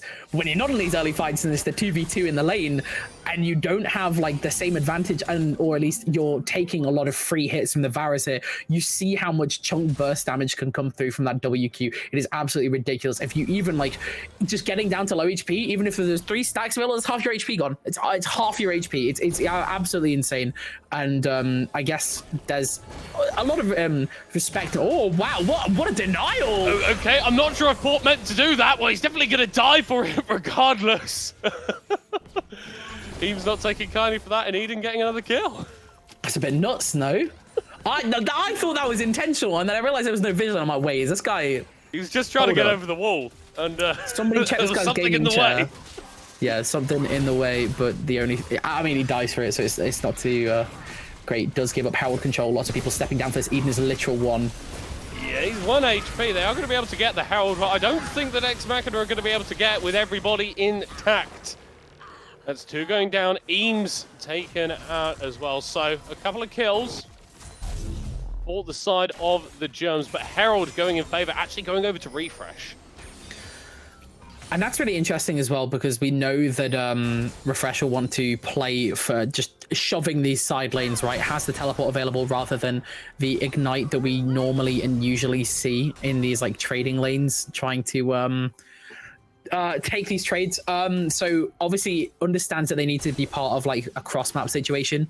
So being able to have this Herald down, teleport isn't up yet, but it will be up, and at that 14-minute mark as well, having a lot of lane pressure, having place in your pocket, having the ability to shove out the wave and continuously push this will be really, really good. And I think they should be able to just dump the Herald right now and get like 2 plays for free. Yeah, I mean, it does suck, right? Because the reason you typically want to see the Herald on your jungler is so you can kind of pick the lane that it needs to go into. You're kind of put into one strategy here on the side of Ex Machina. Lasso's going to be opening up with the culling and dealing a bit of damage onto his opponents, but nothing lethal as Refreshed. I think going to be going for a bit of a proxy, seeing all of the enemy team on the other side of the map. And it's what I mean about pressure, by the way. I think Renekton just exerts so much more early pressure here, and Refresh kind of... I'm shocked isn't more ahead, to be honest. Obviously, the turret plays are going to put him a significant amount of gold ahead, but I thought there'd be a little bit more lane bullying here, but Alpha Moss playing it incredibly well. Able to just take smart trades. Refresh should get out with his life here. Yeah, nothing too scary. You can't look at that Renekton HP bar. I really trust it. You can always pop that Dominus, gain a load of HP, gain a load of Fury, and then all of a sudden you're jumping into him, you're getting stunned and absolutely torn apart. So I think Alpha Moss there playing out that micro interaction with the same poise and the same patience that he's played out the rest of this lane. Yeah, and it's just... It's this, you can just tell there's like, this is what I mean. I was like, when I was saying respect earlier, I was wondering, will these teams put a little bit more respect? Some decisions are made without like the respect of like certain like players. And I feel like now we're seeing that point where the players are like, wait, no, these guys are actually kind of good. I need to start playing well. And I think everyone in the enemy team's actually giving a little bit more respect here. Chains of Corruption have gone wide. The Cyclone down onto Ray Soju. No flash for him, so he's not going to be able to chase any further onto that Victor, but he is going to be able to walk down into the river. Double belly bot Port with a big play onto Last. Lucian not going down yet, still able to fire out the double shots. Finally taken down by the Drake. Both AD carries off the board, mostly Grumpy fishing with the Bone Skewer, finding Melio, getting a double kill. And that's such a good read as well. I know obviously they popped the sweepers there, but still a really good read on where they knew Melio would be. Very, very nice. And more money in the pocket. Solo gold obviously doesn't give too much. It doesn't give as much as it did before. It's not going to snowball you as hard, but it's always nice to see Pike pick up these kills. It's absolutely what you want to see for the Germs going through here. And that is another Drake picked up. Not going to be a sway either way as we come into the Soul, and it's going to be the Hex Drake. So I love this Soul so much. I think it's so fun.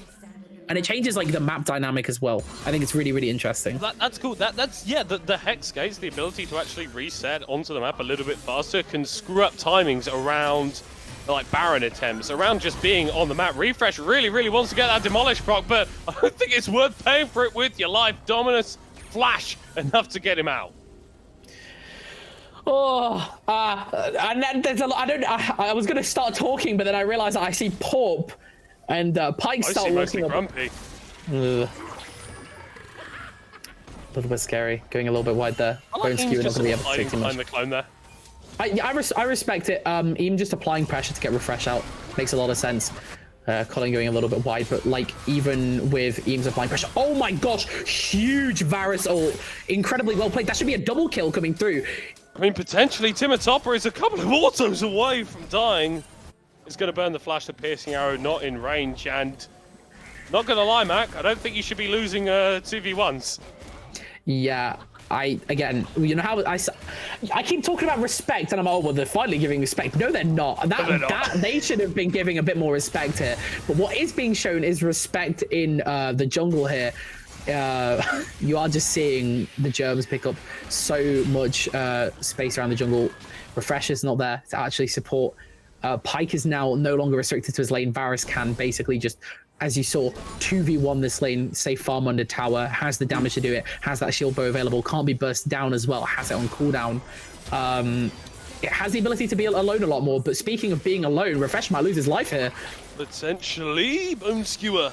Just about wide from mostly grumpy, but hey, like this is what the Varus can bring to your draft. You can send your support to other parts of the map, you can send everybody else to other parts of the map, and that was a pretty damn easy kill for Pork to pick up, and Alphamos is going to have some time on this tower, desperately needed to try and equalize this top lane a little bit more. Yeah, speaking of, we were talking about Varus being alone, but... Oh no, here comes Eames, dropping down the Cyclone, taking pretty low himself on the Wukong, but that is much better for X-Machina. Yeah, and being able to invest a lot here, not going to be able to get the first turret gold. We are going to see that picked up by Alphamos after taking our refresh. I wouldn't say that trade was necessarily worth, and Eames overstaying a little bit here too. Doesn't pay for it with his life, though. Gets out really nice dodge of the ult with the clone, but is stuck on the tower, is going to die to Pike eventually to that tower damage, and the trade around the map just wasn't worth it there. Yeah, I mean, what? So you've denied like the gold from the ult there? Oh no, mostly grumpy. He's got 4 kills. He wants even more. Good flash back away from last, but the Pike a little bit too tanky to get taken down, and Porp slams into him with his body and takes him down. Yeah, this AP Gragas obviously doing a lot more damage than people expect. This is kind of, again, as we've said, a standard build now. But it's still, you still kind of don't expect to get one shot by. He doesn't look like a character that will one shot you. You know what I mean? He doesn't give those vibes. I mean, no. I'm not gonna lie. I feel like if I got into a bar fight with a Gragas, I'm getting one shot. But in the context of League of Legends, when you've got like mythical dragons and stuff, and like these ancient beings, like some guy who's a bit more rotund and has a fondness for grog, I don't feel like should be doing that much damage. I don't know. Have you been down to the pub? Have you seen the state of some of these gentlemen? I don't know. They are a little bit terrifying sometimes, but yeah, that's going to be He's a proper geezer. He's actually just a proper, well, he's not English or British, but he is like a true, I can't say, you know the phrase, you know I know what you trying mean. to say, I can't say on broadcast, yeah. Yeah, it's that is going to be Herald picked up for the side of the Germs, giving them a little bit more of an advantage. This gold lead is slowly creeping in their favor with this kill advantage as well. Also has a slight, very slight tower advantage, which should fall soon-ish, with that bot lane turret being very low health, the top lane also volatile, but I don't think the wave is ever going to get that far into top lane. Refresh playing very, very scarily close to people lying in wait for him here, but gets away. Well, no it's pressure. what you've got to do, right? And you can see on the minimap he was very, very close to interrupting mostly Grumpy's recall, and that would have been a bad experience. But once you lose your top tower against a team that can just engage on you from anywhere, I mean, like Porp and mostly Grumpy can like just come over walls and ruin your day. You need to play with that respect. You need to play so far back. Otherwise, you're just going to get turned into a pair of boots.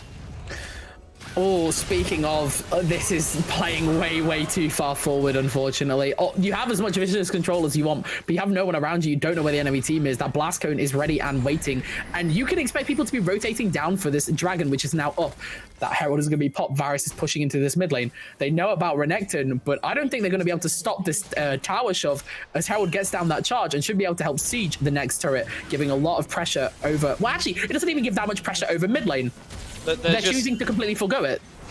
Yeah, and, well, instead they're going to be jumping onto Refresh 27. Hextech Ultimatum going to lock him down for a little bit, but the support isn't really there. Flashing away from the Chains of Corruption and the Germs. They are going to be able to stay at that mid tower, but second Drake of the game goes in favor of Ex Machina. They're attempting to exit through their own jungle. That might be a little bit risky.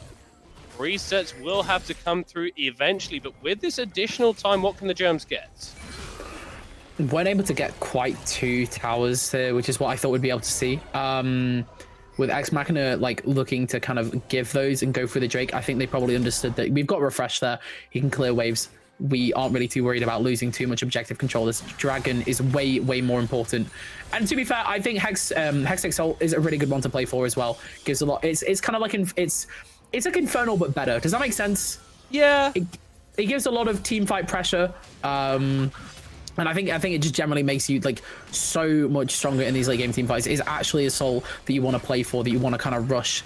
And obviously with them taking that earlier Drake and denying this soul rush, they're looking to get a little bit back into it momentum wise. So picking that up makes a lot of sense there. Well, and that's really something you're going to want to play towards, because we mentioned in the pregame about how well this composition from the Jervs can sort of curve out in terms of its power level. And you're really sort of seeing that. Right, you said that mostly Grumpy needs to be full build on the Pike, and he's got his Umbral Glaive. Like, he's pretty much sorted now. He doesn't need to do much more carrying in these fights. He's set up all of these other champions to do really well, and hey, if that just means that he's going to be dropping down 1 million executes in a team fight, I don't think he's going to mind. Engage potentially coming through here from Ex Machina as the Shirelles is going to be popped. They can't quite find it. Even if the Shirelles help find anything, obviously Varus does have that exhaust available. That shield bow is up and the flash is there. Might be able to burn a few sums, pop a few cooldowns, but wouldn't be able to find too much.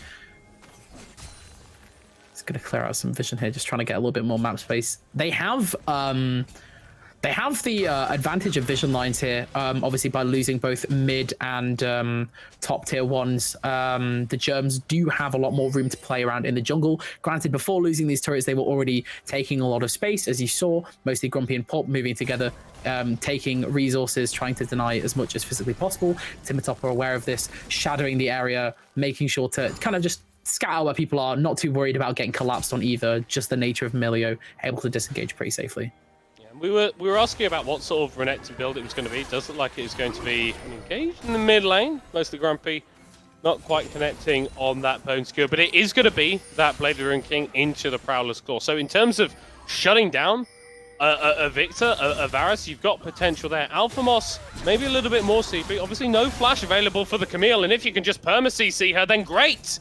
Taken her off the board, and that's 35 seconds without a top laner opposing them for Ex Machina. Baron, it could go for it. They're not quite on 2-item spikes yet, but they can feel the game slipping away from them, and they are going to go for it. Maybe they're trying to bait out a fight here. TP is going to be burned from Ray Soju on this side lane. Immediate turn coming through. They really were just baiting there. It's interesting because, oh, wow, huge flash to putting out another flash. I think Eden is a bit screwed here. Tons of cooldowns he's dead. He's dead. There's no way. He's going to get sold out by mostly Grumpy. He's going to be able to get the stun and the death from below, and in the rest of the play, it's going absolutely magnificently for the Germs. That's 2 dead members of Ex Machina, and now the Baron is going to go to the team from Kent. And this is a free Baron. So I think it's really interesting what we saw from Alphamos there is when they got caught out, they weren't just CC chained. They actually stood there and tried to die as quickly as possible. I think they understood that there was absolutely no way of getting out there, but my team could win this fight. I need to be up and ready as soon as possible. He's got into the pits! 30 HP on the Baron at some point there, but Pop is absolutely cool as a cucumber. Baron going in favor of the Germs, and this game being broken open to the point where look at the side of Ex Machina and you're thinking it's going to be a bit difficult for them to take game one. Yeah, for sure. Now, there is conditions. It's never a good sign, by the way, when objective bounties come on. It's never a good sign. I don't think we actually saw Manchester get objective bounties. Oh, no, they did. They did. That's a lie. I'm trolling. They definitely had objective bounties, but this is the first time we've seen Ex Machina with those available on the board. Now, they really want to go for that Drake coming up next, but they're not going to have the opportunity to do so. They have no ability to get in there and get vision. They don't have the team comp to like get in, unfortunately. I feel like this is the issue with having just this side lane pressure, and unfortunately this Lucian was just too far behind to be in the game. It's the advantage of taking this aggressive pike pick as well. Ooh, and even Victor's being a real problem for this Orianna now. Siege is coming through as well. Last was trying to get a little bit of damage. He's able to flash dash, get out of there just about. But this opens up the opportunity for the Germs to hit onto that inhib tower. Alphamos has gone back to deal with Refresh 27, so we've got a 4v4 in the mid lane. We've got Joe Lu getting pulled in, surviving for a little bit longer, but it's 2 kills in favor of the Germs. Make that 3 a double for Ray Soju. And the inhib is going to be the next prize. Refresh 27 taking a reset, but I don't know if he's going to be enough to defend the base. I think they can just end here. I think it would actually be reasonable for them to look to end here. You can see Alphamos is coming through. Has to pop the Dominus coming straight through. That wave is going to get cleared. Can just take the Hex Case out to safety, and that should be a free dragon, denying a point closer to the soul, denying that objective bounty, and it's got to feel real bad, especially after landing that Kraken shockwave to be Ex Machina right now. It's just the issue with being in this gold deficit. Every single time that we saw them pull out victories in the previous series, it was when they were team fighting in the mid game at an even state. That is emphatically not the case here, but Ray Soju may be getting caught out here. Flashes away for Refresh, who's just about able to shut down the enemy mid laner, but actually Ex Machina are feeling the fight. Orb still able to get the smite down, still able to take away the Hex Tech Drake, and Eames in a bad spot in the pit. Eden missing with the shockwave, whiffs it onto absolutely nobody, and it's a triple kill for Alphamos as the Camille cleans up in the fight, and game one is looking like it's going to the Germs. And this is a real upset as well. So we knew that both. Oh wow, that's just ooh. Wow. So we knew this game was going to be. We knew this game was going to be a very even matchup coming into this as well. It was interesting to see that the Germs, who I personally expected to be on the weaker side coming into this, really showed up and showed off as well. I think they were here to make an impression and prove that like they are not only on the same level, but they are better than Ex Machina coming through. I want to see a really good answer for Ex Machina. I know that these two teams are very evenly matched, and I'm absolutely certain that they're going to be looking for a way to bring it back next game. Absolutely, but fundamentally the state of play is the Germs were able to get that win over Ex Machina in just under 25 minutes. And as close as it felt a lot of the times in those fights, that's something that we really can't escape in terms of the rapid nature that the University of Kent representatives were able to dispatch their opponents in game one of this best of 3.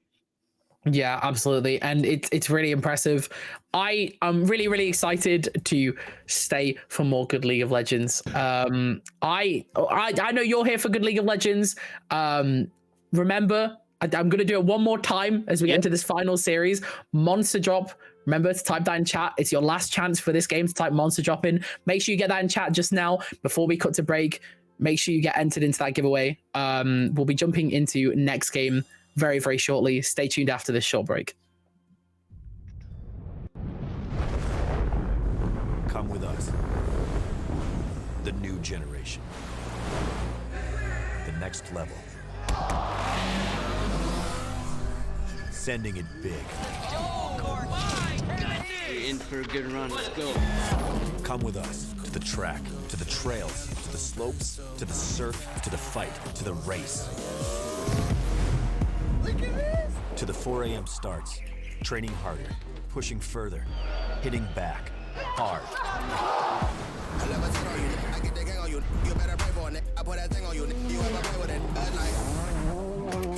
To the fans, to the followers, and the haters. Come with us to the blood, to the sweat, and the broken bones. Cue rehab. We never quit. We never give up. We take control. To the world titles. To the world's first. The world's best. UFC Strawweight Champion.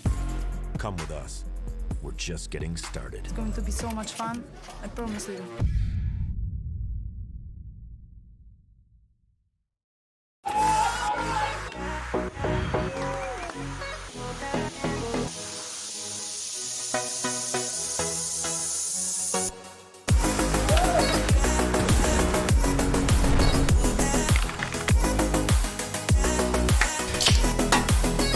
Let's go! Monster Black. Monster Blade! Nice. Monster Blade! Monster Black. That right there, monster plays of the week. Okay.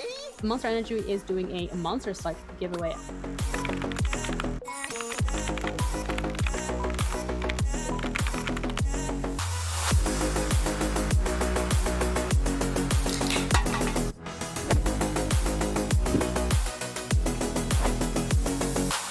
NSE Stay at Home series. Supported by Monster Energy.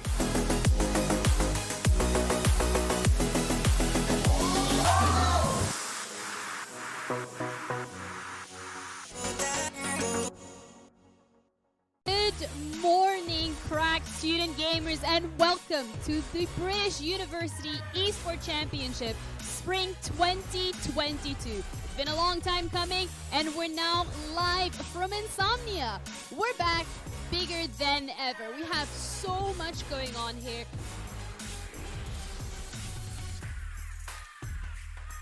It's a place for all competitive gamers to come along.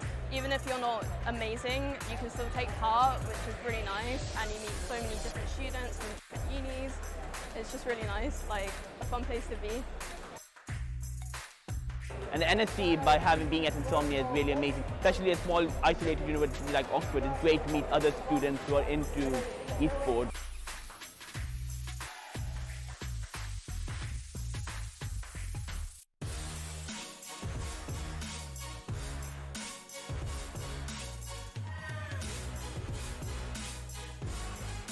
So we've got a spectator area where the student communities come and they're meeting up for the first time in probably 2 years, getting to watch the finals, and then we've also got the teams on stage playing against each other. And then also we've got a student LAN as well, as kind of like a mini LAN in a wider bring your own computer over the weekend.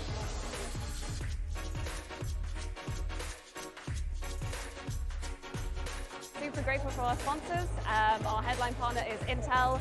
We're also partnered with Barclays, Monster Energy, providing loads of Monster Energy to keep everyone fueled over the weekend. PC Specialist, Special Effects, and we're also partnered with Bucks as well. Everyone in the university scene is so welcoming and so lovely. You don't see people like this anywhere else, like in a community together. And it's just all about creating those connections with different people, and it's just really amazing.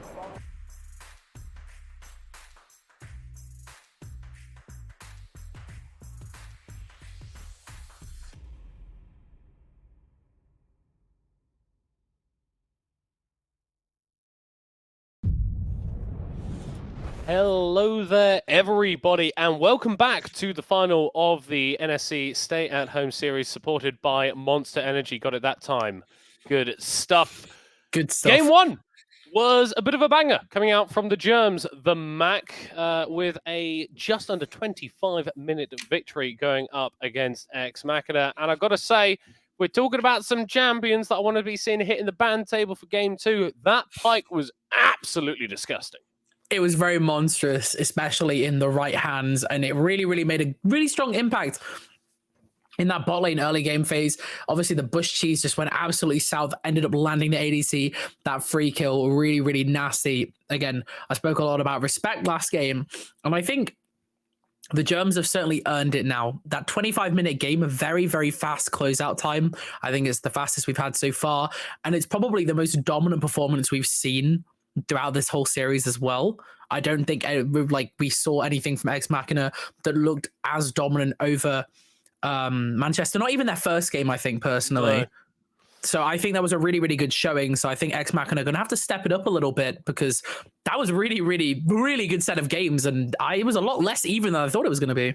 Yeah, and you saw how it felt like whenever Ex Machina were going for a play, it ended up kind of getting punished. Number of times that we said the Germans were sort of winning on both sides of the map, and let's not forget that dive attempt onto the Varus that very nearly turned into a double kill. But that respect that you're talking about, it is so important when you are getting to the final of an event like this, because the players that you're going to be going up against are pretty damn good, and the Germs have shown that they can respect, that they can understand what Ex Machina are going to do, and that they are going to win the game with that respect. Yeah, so let's see if the respect is shown in the bans, as you said. I want to see some slight variations, some slight changes. We are seeing these two standard bans, the Viego, the Twisted Fate, come through, trying to remove some of the best picks. Because like if you get your hands on the best picks, then it just gets really, really unplayable. So is there really room to remove that Pike? One could argue, but I wouldn't be shocked to see it banned away. That Gragas has gone. That makes a lot of sense. It's interesting because we do see Exeter on that blue side, meaning they could have opted to the first pick, that Gragas. It is very, very strong as well. So I'm genuinely a little shocked because it is a very, very good flex pick that they chose not to opt for that Gragas. I think that most junglers as well and top laners have a Gragas. So it's interesting to see that banned away instead of a Pike alternative. But instead, we are going to see that Jinx first pick. Very, very interesting. And first Jinx of the series. Yeah, well, it's the first time that Last has been able to play it all day. I believe that has been permabanned against him, and he did some pretty disgusting things in the BUEC finals with that. So understandable that it's seen a lot of this pressure. And hey, when you're down 1-0 in the final, going up against a team that just demolished you in under 25 minutes, then going back to a reliable pick, I think makes a lot of sense. The bot lane that you're going up against, though, were no slouches. Joe Lu and mostly Grumpy showed themselves to be a terrible twosome in the last game, and Thresh Varus has a lot of engaged potential, a lot of ways to lock down and kill this Jinx. And it's another hook champion. Very, very nice. It's more of what they want to see. I love the little ribbon hover there. A little shout out to the Germs normal top laner Smee. Very, very cute. But yeah, I really, really like this Thresh. It's more stable as well than this Pike. You don't need to be constantly fragging, getting these picks, making sure that you're getting ahead to actually find value on it. And as you said, into this Jinx, I think it's very, very strong. And it also does deny it if you do want to run that with a Jinx, because it is something that you can run. You can either run that Enchanter as well, something like the Lulu or the Milio. The Thresh can be used in kind of like an Aphelios style to keep her safe. Maybe not as useful as it would be on something like the Aphelios. I think it's really interesting. We also see LeBlanc picked up as well. Lots of roaming potential. And the Jax, a comfort pick for Refresh. I feel like there's got to be some sort of shenanigans coming through from Ex Machina here, because it is very unusual to not only blind pick your mid laner, but also blind pick your top laner in the first rotation. So potentially throwing a spanner in the works of the Germs, which is something that you're going to need to do. The Malphite here, I think, makes a lot of sense if you are going up against this Jax. Can do wonderful things in the laning phase, and then just provide so much engage when we get to those big all-important team fights. And it's interesting to see this LeBlanc. I hope this LeBlanc is a support LeBlanc. I think that'd be really funny. I think it'd be really bad. But I think it'd be really funny. But yeah, that Malphite is so safe and can be flexed. Not that you would flex it into LeBlanc, obviously, but it is something that you can technically flex it. But Lulu banned away makes a lot of sense. I wouldn't be shocked to see a Milio ban come through as well. There we go. I speak it into truth. It becomes true. If we get another jungle ban, like a removal of the Sejuani, the Wukong, that'd be really, really interesting just to minimize the pool, to see who's got a little bit more of an ocean going for them. I think that would be really interesting to kind of put, Porp and Eames into a jungle off, you know what I mean? Because I feel like we didn't really see that last game. It kind of was a bit more... Actually, I don't even think Porp was like on his A game. I've seen Porp play better. I've seen Porp play better. It didn't feel like we have really either of them really go towards their win conditions, and like just become who they need to be as players. I don't know. Yeah. Lissandra banned away, by the way. I think that's really interesting. Does deny like a lot of the collapse from LeBlanc is a very safe pick. I think this is Poppy Jungle. Yeah, I agree. I agree. I think this is really, really interesting. So I guess what this is doing is trying to deny that Wukong as well. Obviously, like double dash on that Wukong, the W, the E. Also just denies the stage 1. He just denies a lot of really good junglers. If you pick Silas into this, you are goofy. You are actually wacky. You are crazy for that. But I don't hate it because Malphite ult is in the game. And that is really, really, really, really good for Silas here. That Silas is obviously going in that jungle, if you hadn't already guessed. I really, really don't hate the Silas pick. The Varus ult is also a no. Oh, it's not going in the jungle. It's not going in the jungle. It's support. I told you. Well, hold on. So it can be Silas support. Okay, this is okay. a thing. No, don't make a face like that. Okay, you're allowed to have all these opinions. I can have one. Okay, Silas support, legit playable. Against Varus Thresh, I don't think so. So maybe that's not what you're going to be pairing up with. We've got a Malzahar as well. Okay, we've come into game true and the drafts have well and truly got very, very silly. So I was right. No shot. No shot. So I know this because this got mentioned very like long time ago in conversation. I'm right. No, you're right. Am I trolling? I don't know. I don't know what our cutoff is for when the timer has to go.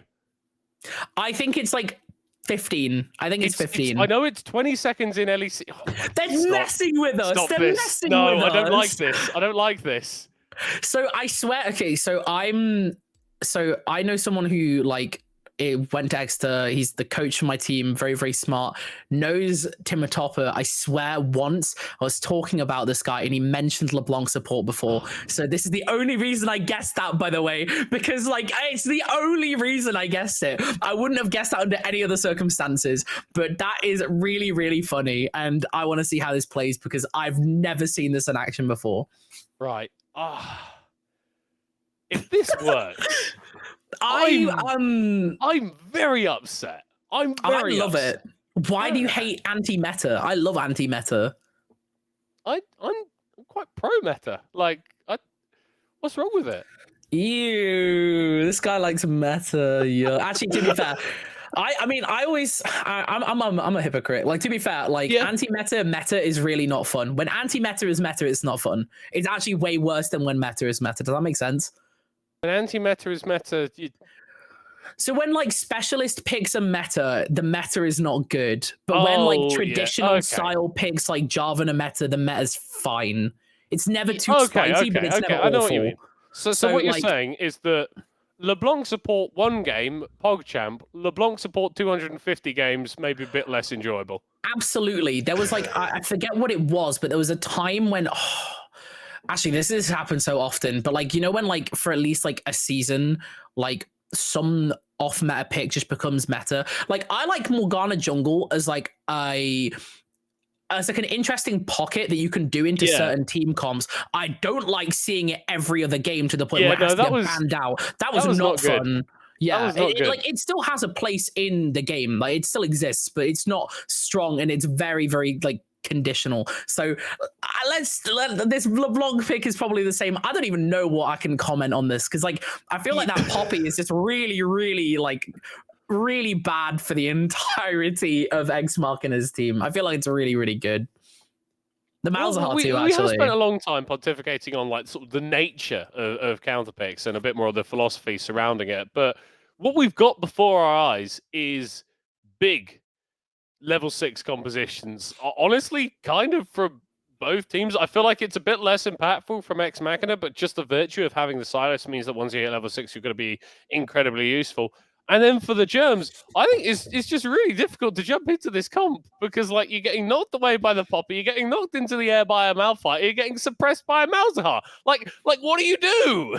I think that like So in case, I'm going to assume everyone here plays League of Legends, but in case you don't and you don't know what Poppy does, Poppy has a funny little ability that if you dash in her no-no square, or no-no circle, sorry, it grounds you and you can't dash again and it cancels your dash. Silas, LeBlanc, technically Hecarim, and Jax all have like dashes. This is a very, very strong counter pick, and it's especially strong into LeBlanc and Silas. I think it's very, very hard for them to play the game.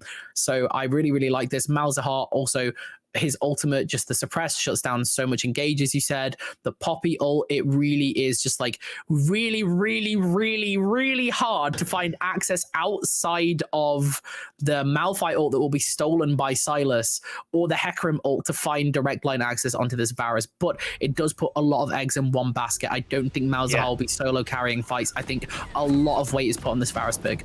Yeah, and I think that if the fights do end up getting a bit more spread out and devolving into sort of skirmish-based engagements, I think that's going to heavily favour Ex Machina, because if all of the buttons from the germs land on the same person, that is absolutely great, but I really don't want to be an extended 2v2 versus a Jax and a Hecarim or a Silas in any sort of combination. We are jumping onto Summoner's Rift for the second time this series. The germs on the red side with the advantage, 1 game to the good with match points.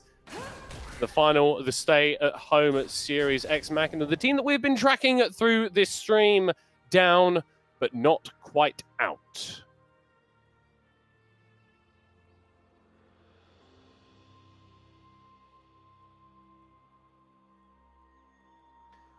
I believe that Mac may have muted their microphone again, but I'm sure they were saying something very interesting. I would never do that because I'm a professional and I would never do that. Anyways, as I was saying, definitely not while my mic was muted. I want to go back to this LeBlanc pick again. I think it's I understand it a bit more now with this Dark Harvest. This is literally just trying to disrupt and cause more cooldowns to be burned on them rather than other targets that can access this Varus, right? The logic behind this is that it's an annoying little jester going tee-hee, like, except it's not Shaco and it's not useless. So, like, sorry, Shaco players, you're not it. But I like this a lot. I think it's going to be kind of annoying to play against. I don't think it's going to be particularly amazing. Again, I have to see it in action to really get a good judgment on it. But, like, look at how annoying that is in lane as well. It's just not fun. Free poke. Yeah, it's just free poke, yeah.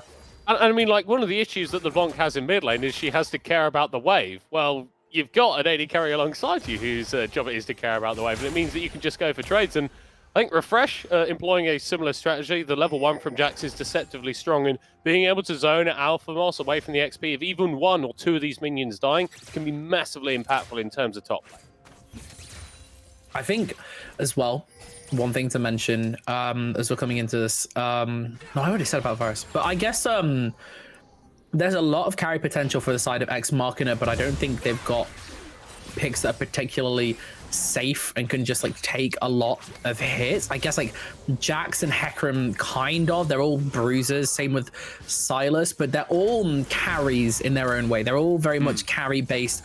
You don't really have anything like your Malphite, your Poppies to fall back on, even your Thresh that can just, as I said, play for those picks. If you can't like win the fight, you have to play for picks, and they don't really have that potential. So it's a lot harder, in my opinion, for Ex Machina if they're not on their A game. They're going to need to be, because the Germs are a damn good League of Legends team. I think I saw a little bit of what you were sort of alluding to, Tim, the top of their trading with a LeBlanc in the bot lane, just being annoying. And it's so difficult for mostly Grumpy to actually lock her down, because she can just go back to her distortion whenever she wants to, and you can't really respond. And, like, I guess we'll see more of this in the team fights as well. A lot of cooldowns burn for the sake of locking this LeBlanc down. I think one that comes to mind very heavily is that Malzahar ultimate.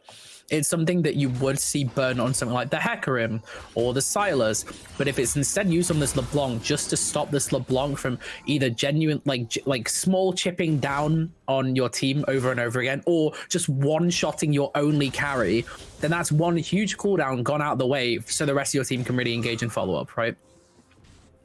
Both junglers converging towards the mid lane, both junglers level 4, and the wave Not really in an ideal ganking spot for either of them. Timotopper starting to move over, but Pop is going to find them with a heroic charge. Eden actually also jumping down, trying to get onto the Poppy, but that's...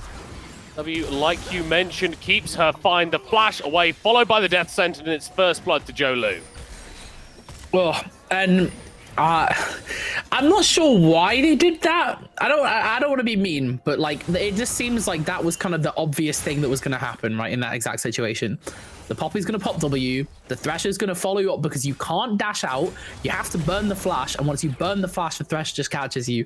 Alpha Moss going dangerously low in this trade, by the way. Refresh could easily burn flash here and start killing as soon as it gets Counter-Strike. You need to be careful, the wave is going away. Alpha Moss splashing under his tower. Going to be a 1-for-1, both top laners falling down. And both top laners will be forced to burn their TPs. I guess this is more in the advantage of the Jax here. Gets that Sheen, really nice trading early on. Malphite will get the Barmies, so we'll be constantly pushing towards the side of Refresh. Won't be shoved under tower, has a little bit more agency. Isn't struggling as much to manage the wave either. So both top laners, unique advantages now that they've been back that are provided by their items. I'll be interested to see how this changes the overall wave state and their dueling potential. And you can see that Refresh really wants to sort of hold a freeze here and just prevent Alpha Moss from getting access to all of this XP. But the Malphite trades very, very aggressively, and Orp is waiting in the wings as well. If Alpha Moss gets 6 off his slave, they could look for a dive. So like Paul's positioning here is very, very good. Understands that Refresh will want to jump to his minion wave, shadowing this, making sure that there is no ability to jump out. Malphite is burned. Yeah, no, it's just an easy CC chain. They're not quite able to kill the Jax just yet, but Orp will take him down, and that's a big wave that Refresh is going to lose out to, dying to the tower. So after getting a decent play in that lane nearly 90 seconds ago, it's going a lot rougher for them now. And I guess putting a lot of, I mean, this is one of the strengths of Pawp, right? Being able to just play, and I think, if I remember correctly, I'm pretty sure this guy's actually really, really good on Poppy. So like, yeah, this is like a comfort. And not only is he on comfort, he's on comfort into a really, really good matchup for him. Almost the entire team struggles into his pick. So it's going to feel really, really good. And we're going to see pro, like, element Pawp right now. This is like peak Pawp gameplay.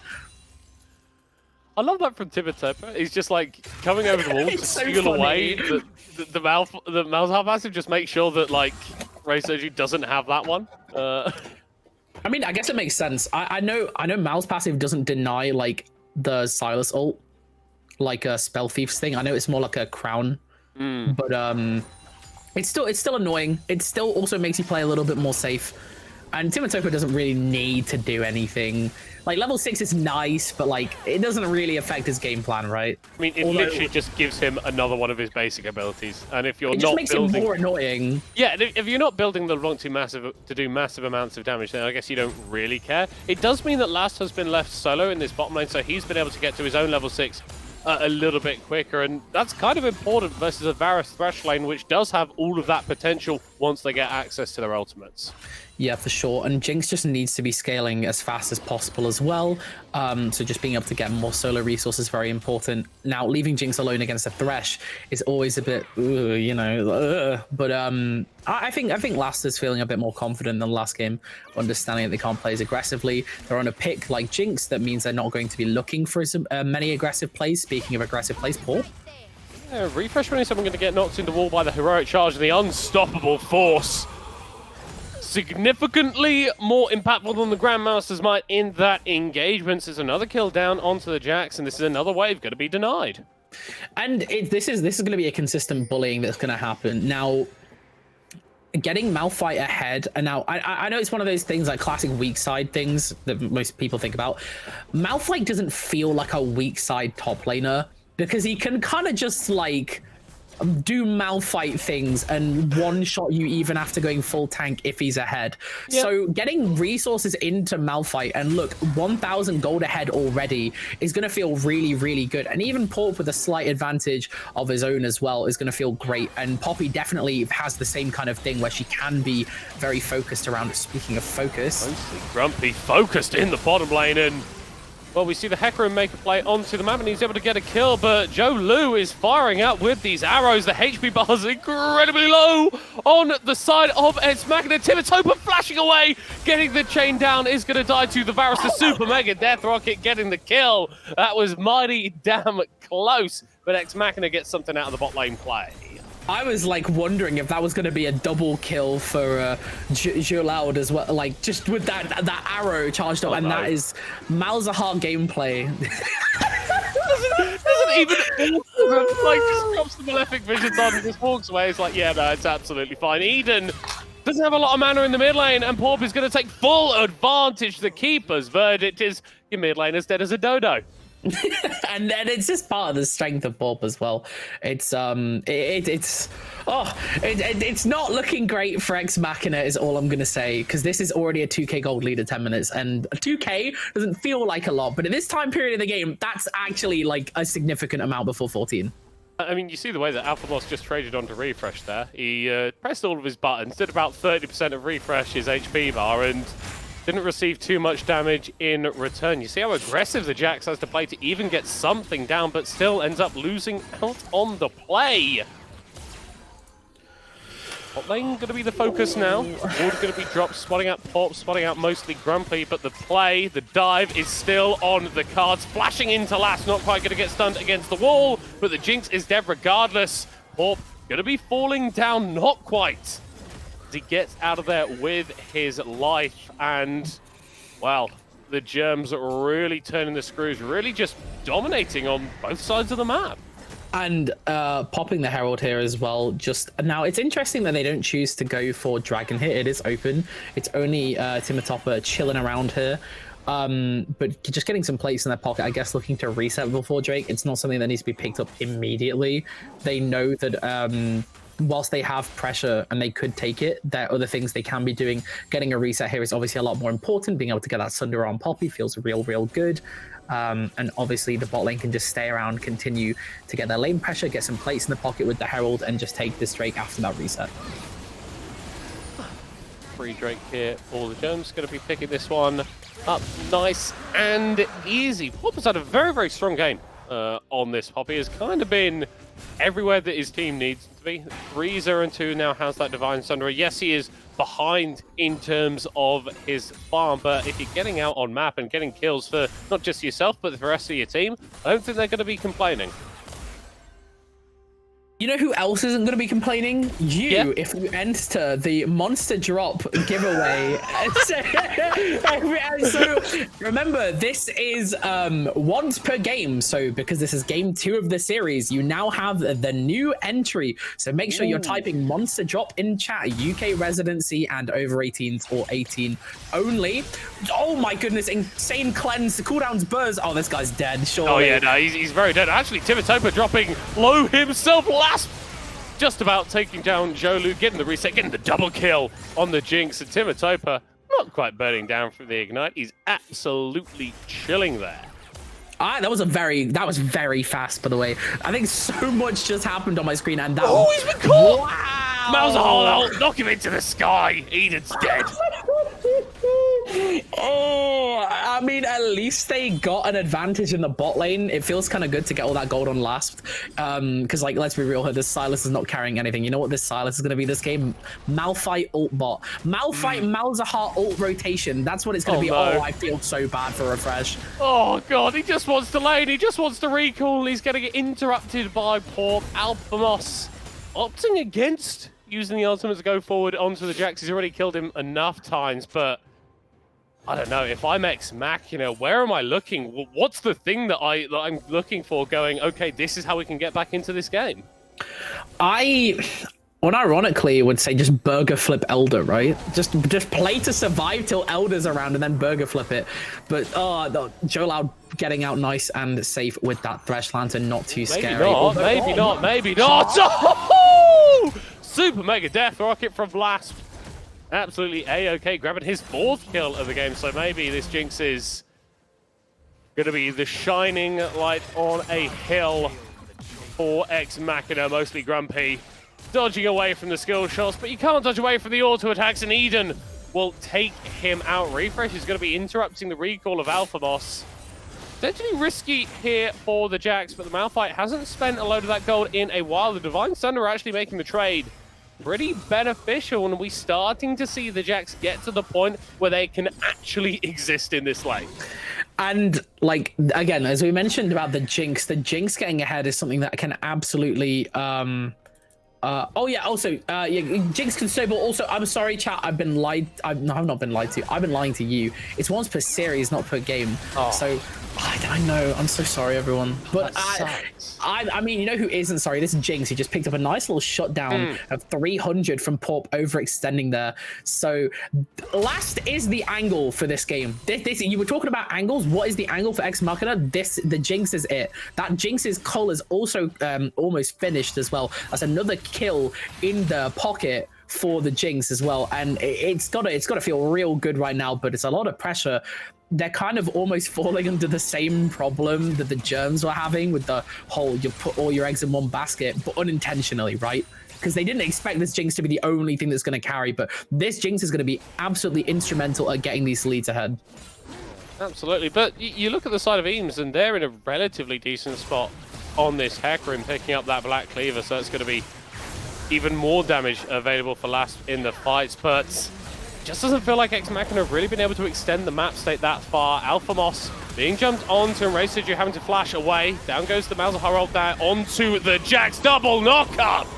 And as soon as all the buttons land from the Germs, it is curtains for Ex Machina.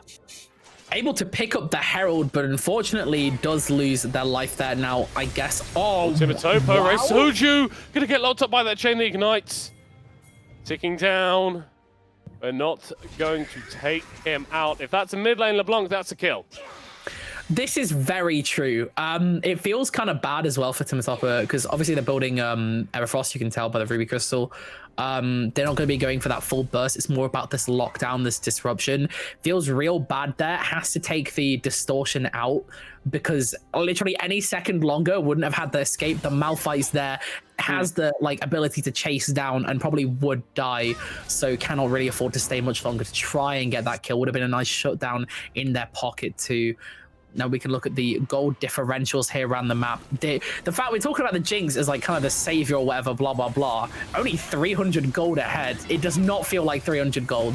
Well, yeah. But what I suppose the difference is Joe Lu is like keeping relative parity, right? But the other solo laners for the Germs are kind of accelerating to a pretty ridiculous spot, and that means that Last has had to go towards the QSS. You don't want to be doing that this early on the Jinx, but if you get locked down by a Malzahar, all of the good things that you've done in this game, in this series, become worth absolutely nothing. If you can't pump out the damage, then no one else on this team is. And this is the issue also with like choosing this unconventional pick like LeBlanc, right? You don't really have much defensive capability for this Jinx. So generally, as I said before, you do want to pair the Jinx with something like an Enchanter that gives a little bit more kiting potential, can go the Bell as well. I think this Malzahar is done for, by the way. Collapse on the bot side. Yeah, Raciju just being a little bit too far forwards, pushing onto that tower, but Eden taking a load of damage himself from the Malefic Visions, and the Voidlings shut down for Refresh 27. And Eden just about getting out of there. Very, very close. So having to dedicate these resources into the side lane doesn't feel too bad, especially when there's no objectives up right now. So being able to just get that shut down, especially onto Refresh, who can just play and split push perma, right? It does feel great, but yeah, behind in every other aspect. Malphite always available. Don't really think you can pop it and find a kill here. Taking a bit more tower shots than you'd like, but it doesn't matter because no one's really matching here. Should be able to get tower before Shelly starts her charge and save her ready for the next one.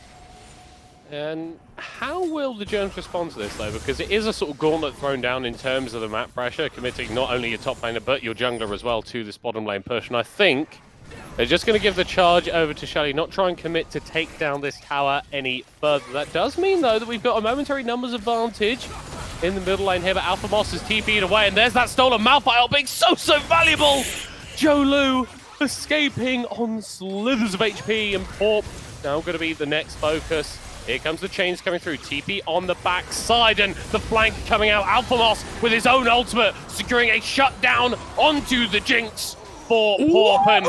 As soon as that champion is off of the table, it opens up the Germs to go even farther forward. Alphamos flashing onto Timitop, but the Cheese will chase him down and get the kill as Refresh has dived into 4 members of the enemy team and is finding very little success. The mid lane tower not going to be falling down. The chase still continuing here. Refresh needs to be very, very careful. He is going to be able to find out Port. The lantern is going to be thrown down, but it is not enough to save the puppy. In goes mostly Grumpy. Double flay. Eden flashing away after getting a 1 kill back, but he will be forced down as well. It's an extended play. It's a very, very extended play, but the ones smiling at the end come from the University of Kent. And I guess I understand the logic behind the play as well. Trying to get them low enough that, wow, wow, okay, Malphite. But trying to get them low enough that the Jinx can follow up with that ult, get excited, try and chain some more kills, staying alive as long as possible. The re-engage, I guess, was trying to set up for last there with the Super Mega Death Rocket, but not actually finding the success. And it feels really, really bad too. But I guess I don't know if I would re-engage there, especially when I get the logic trying to stop the Baron probably, but I don't think it was a great re-engage. But it's kind of hard. These team fights are tough, and especially when mostly Grumpy is finding nice picks as well.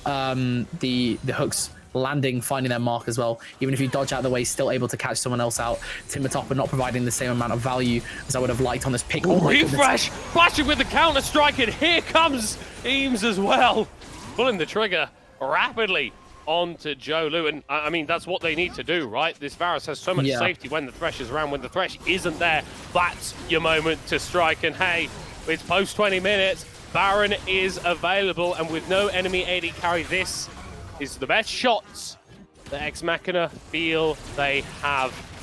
They're going to aggro off the Baron. They're going to re-aggro on. It's a 4v5 here, but they are down gold. Malphite is going to go down. Refresh in the pit there. Port throwing out the Keeper's Verdict. Eden's going to be able to cancel that one. Last is relatively untouched on the Jinx, but the Poppy going to be able to slide away. Huge! Unstoppable force from Alphamos onto 4. A triple for the Malphites as they wipe them just like that. And now the Germs head over to the Baron. And that is absolutely insane. Saving that Malphite, I guess not really saving the Malphite ult. That Malphite ult is actually pretty short cooldown at the moment. And being able to find those low health targets fighting around this Baron as well. It feels kind of bad because the logic there for Ex Machina is that you're able to start up that Baron and maybe turn. You have the advantage after getting that pick on Zhou Lu as well. And it was a nice engage there from Refresh. But it ends up not converting because you don't have enough strength, like just full stop, to really deal with what you're facing. I think there was too much trigger discipline on Eden holding that Poppy ult. Could have ulted people out sooner, maybe looked to have collapsed on the remaining people, but instead that I guess over cautious behavior has now led to the side of the Germs getting not only the Baron but closer to this soul. And once they get that Infernal Soul, I think this Varus and this Malphite, and even this Poppy to be honest, are going to be so devastating with their like burst potential. I mean, that's assuming that we even get to the Infernal Soul, right? That's spawning in 4.5 minutes time, and you still got a couple of minutes of Baron here for the Germs, and given that they ended the last game in 25 minutes, they seem right on time to finish this one in a similar margin, even perhaps a little bit quicker. So what needs to happen, I guess, is... Actually, I don't know. I actually don't know. I don't know. I think what you need to do is you need to sit in base and wait for Baron buff to end and then kill them.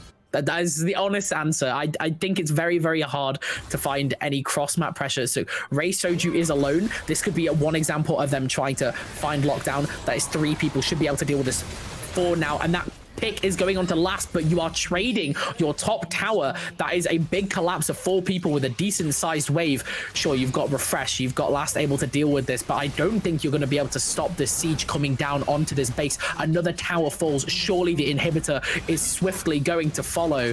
It's not looking great, but Eden is here with the Malzahar ult. Oh, here comes Refresh, but he's only going to get a stun on 1 with the counter strike. Alphamos responding with an ultimate of his own, but not quite as far as in the last team fight. Hook onto Timmy Topper, Port with the kill. well, but the rockets from Last are going to be able to rain down the damage. It doesn't look like it's going to be enough. They're a little bit too tanky here on the side of the Germs. You cannot kill Alpha Moss. You cannot kill the Malphite. He gets another triple, and that may just be that. In game 2 of this series, the Germs are pushing for the end. And a real rock-solid performance here from Alpha Moss. Pop in his element. Last is unfortunately going to fall, but the Germs are really pulling out all the stops. What an incredible game and an incredible series. Really, truly, the Germs don't even need their full roster to be this good. It is really, really something else. So they are going to finish off a couple more kills before they eventually take down the Nexus and crown themselves your NSE Stay at Home Series champions. Woo! They get Monster, guys. Let's go! I love Monster. Also, make sure before we finish that you've entered the Monster stock drop. I know I've said it a lot now, but you can enter by saying Monster drop in chat. Make sure you do that. You should do that. It's really important that you do that. Otherwise, you won't be entered. And it's a lot of Monster, and I think it would be really cool if you won. It would be really cool. And do you know what? We had some other winners today for the University of Kent, the Germs. That was scary. And that just makes me want to go and find some way of accessing that semi-final game that they played as well, because that was a 2-0. This was a very, very dominant 2-0, and they did it in such a creative and an interesting way. Maybe it wasn't quite as wacky and wild as something like a LeBlanc support, but you don't see Malzahar, you don't see Poppy all the time either. I think I really like that they do have these interesting, as I said, not necessarily off meta, but kind of counter meta picks. They were very heavily countered. There was a significant draft win, and this is the advantage of having players with really deep champion pools. Also, I think just picking a bunch of dash characters into a guy who's known to play Poppy without banning Poppy when Poppy's in a good spot is not the smartest draft decision you could do, but it was really cool to be able to see these really cool and fun picks to watch, and Malphite was there too. But yeah, no, really, really fun series, and it's been such a pleasure to watch as well. I've really, really enjoyed these games. They've been really, really good, and I hope everyone at home has enjoyed it too. And it's been a pleasure casting with you as well, Middlecart. Oh, Mac, I wish I could say the same thing. Just you kidding, are man. an awful person. You are an awful person. He gets famous and gets NLC Div 1, and then he thinks he's too good for anyone else. Like this guy. All of this. Yeah.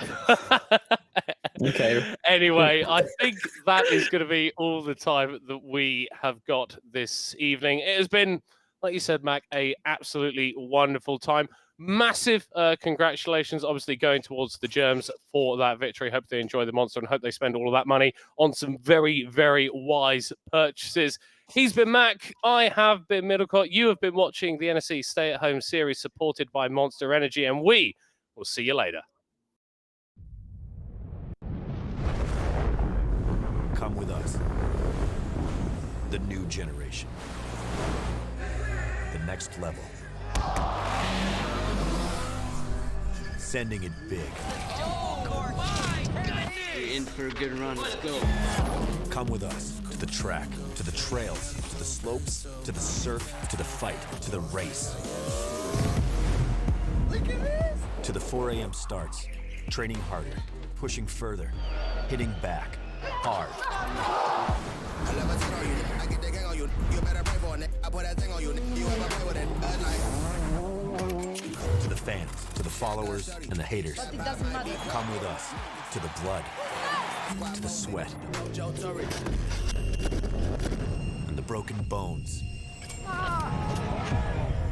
You rehab. We never quit. We never give up. We take control. To the world titles.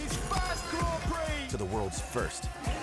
The world's best. NSE Strawweight Champion. Come with us. We're just getting started. It's going to be so much fun. I promise you.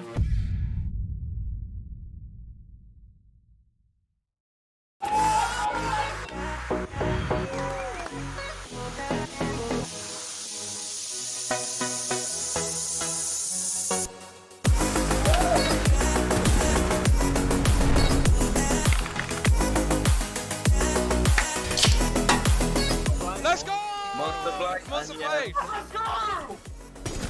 Nice. Monster Blade! Monster Black. That right there, Monster Plays of the Week. Okay. Monster Energy is doing a monster site giveaway.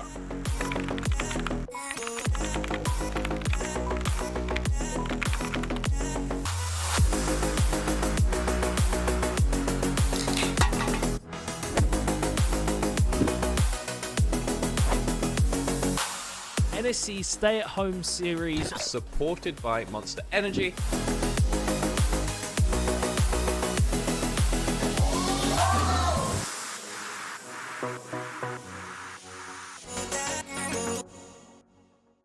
Good morning, crack student gamers, and welcome to the British University Esports Championship Spring 2022. It's been a long time coming, and we're now live from Insomnia.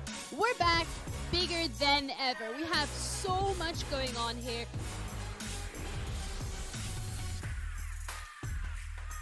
It's a place for all competitive gamers to come along. Even if you're not amazing, you can still take part, which is really nice, and you meet so many different students from different unis. It's just really nice, like a fun place to be. And the NSE, by being at Insomnia, is really amazing. Especially a small, isolated university like Oxford, it's great to meet other students who are into esports.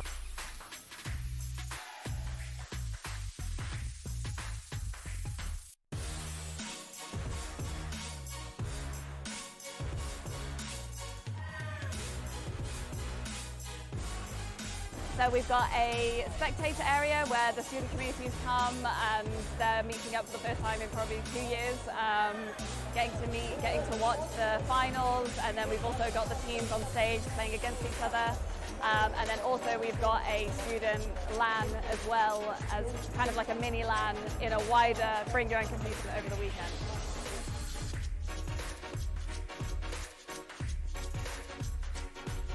Super grateful for our sponsors. Our headline partner is Intel.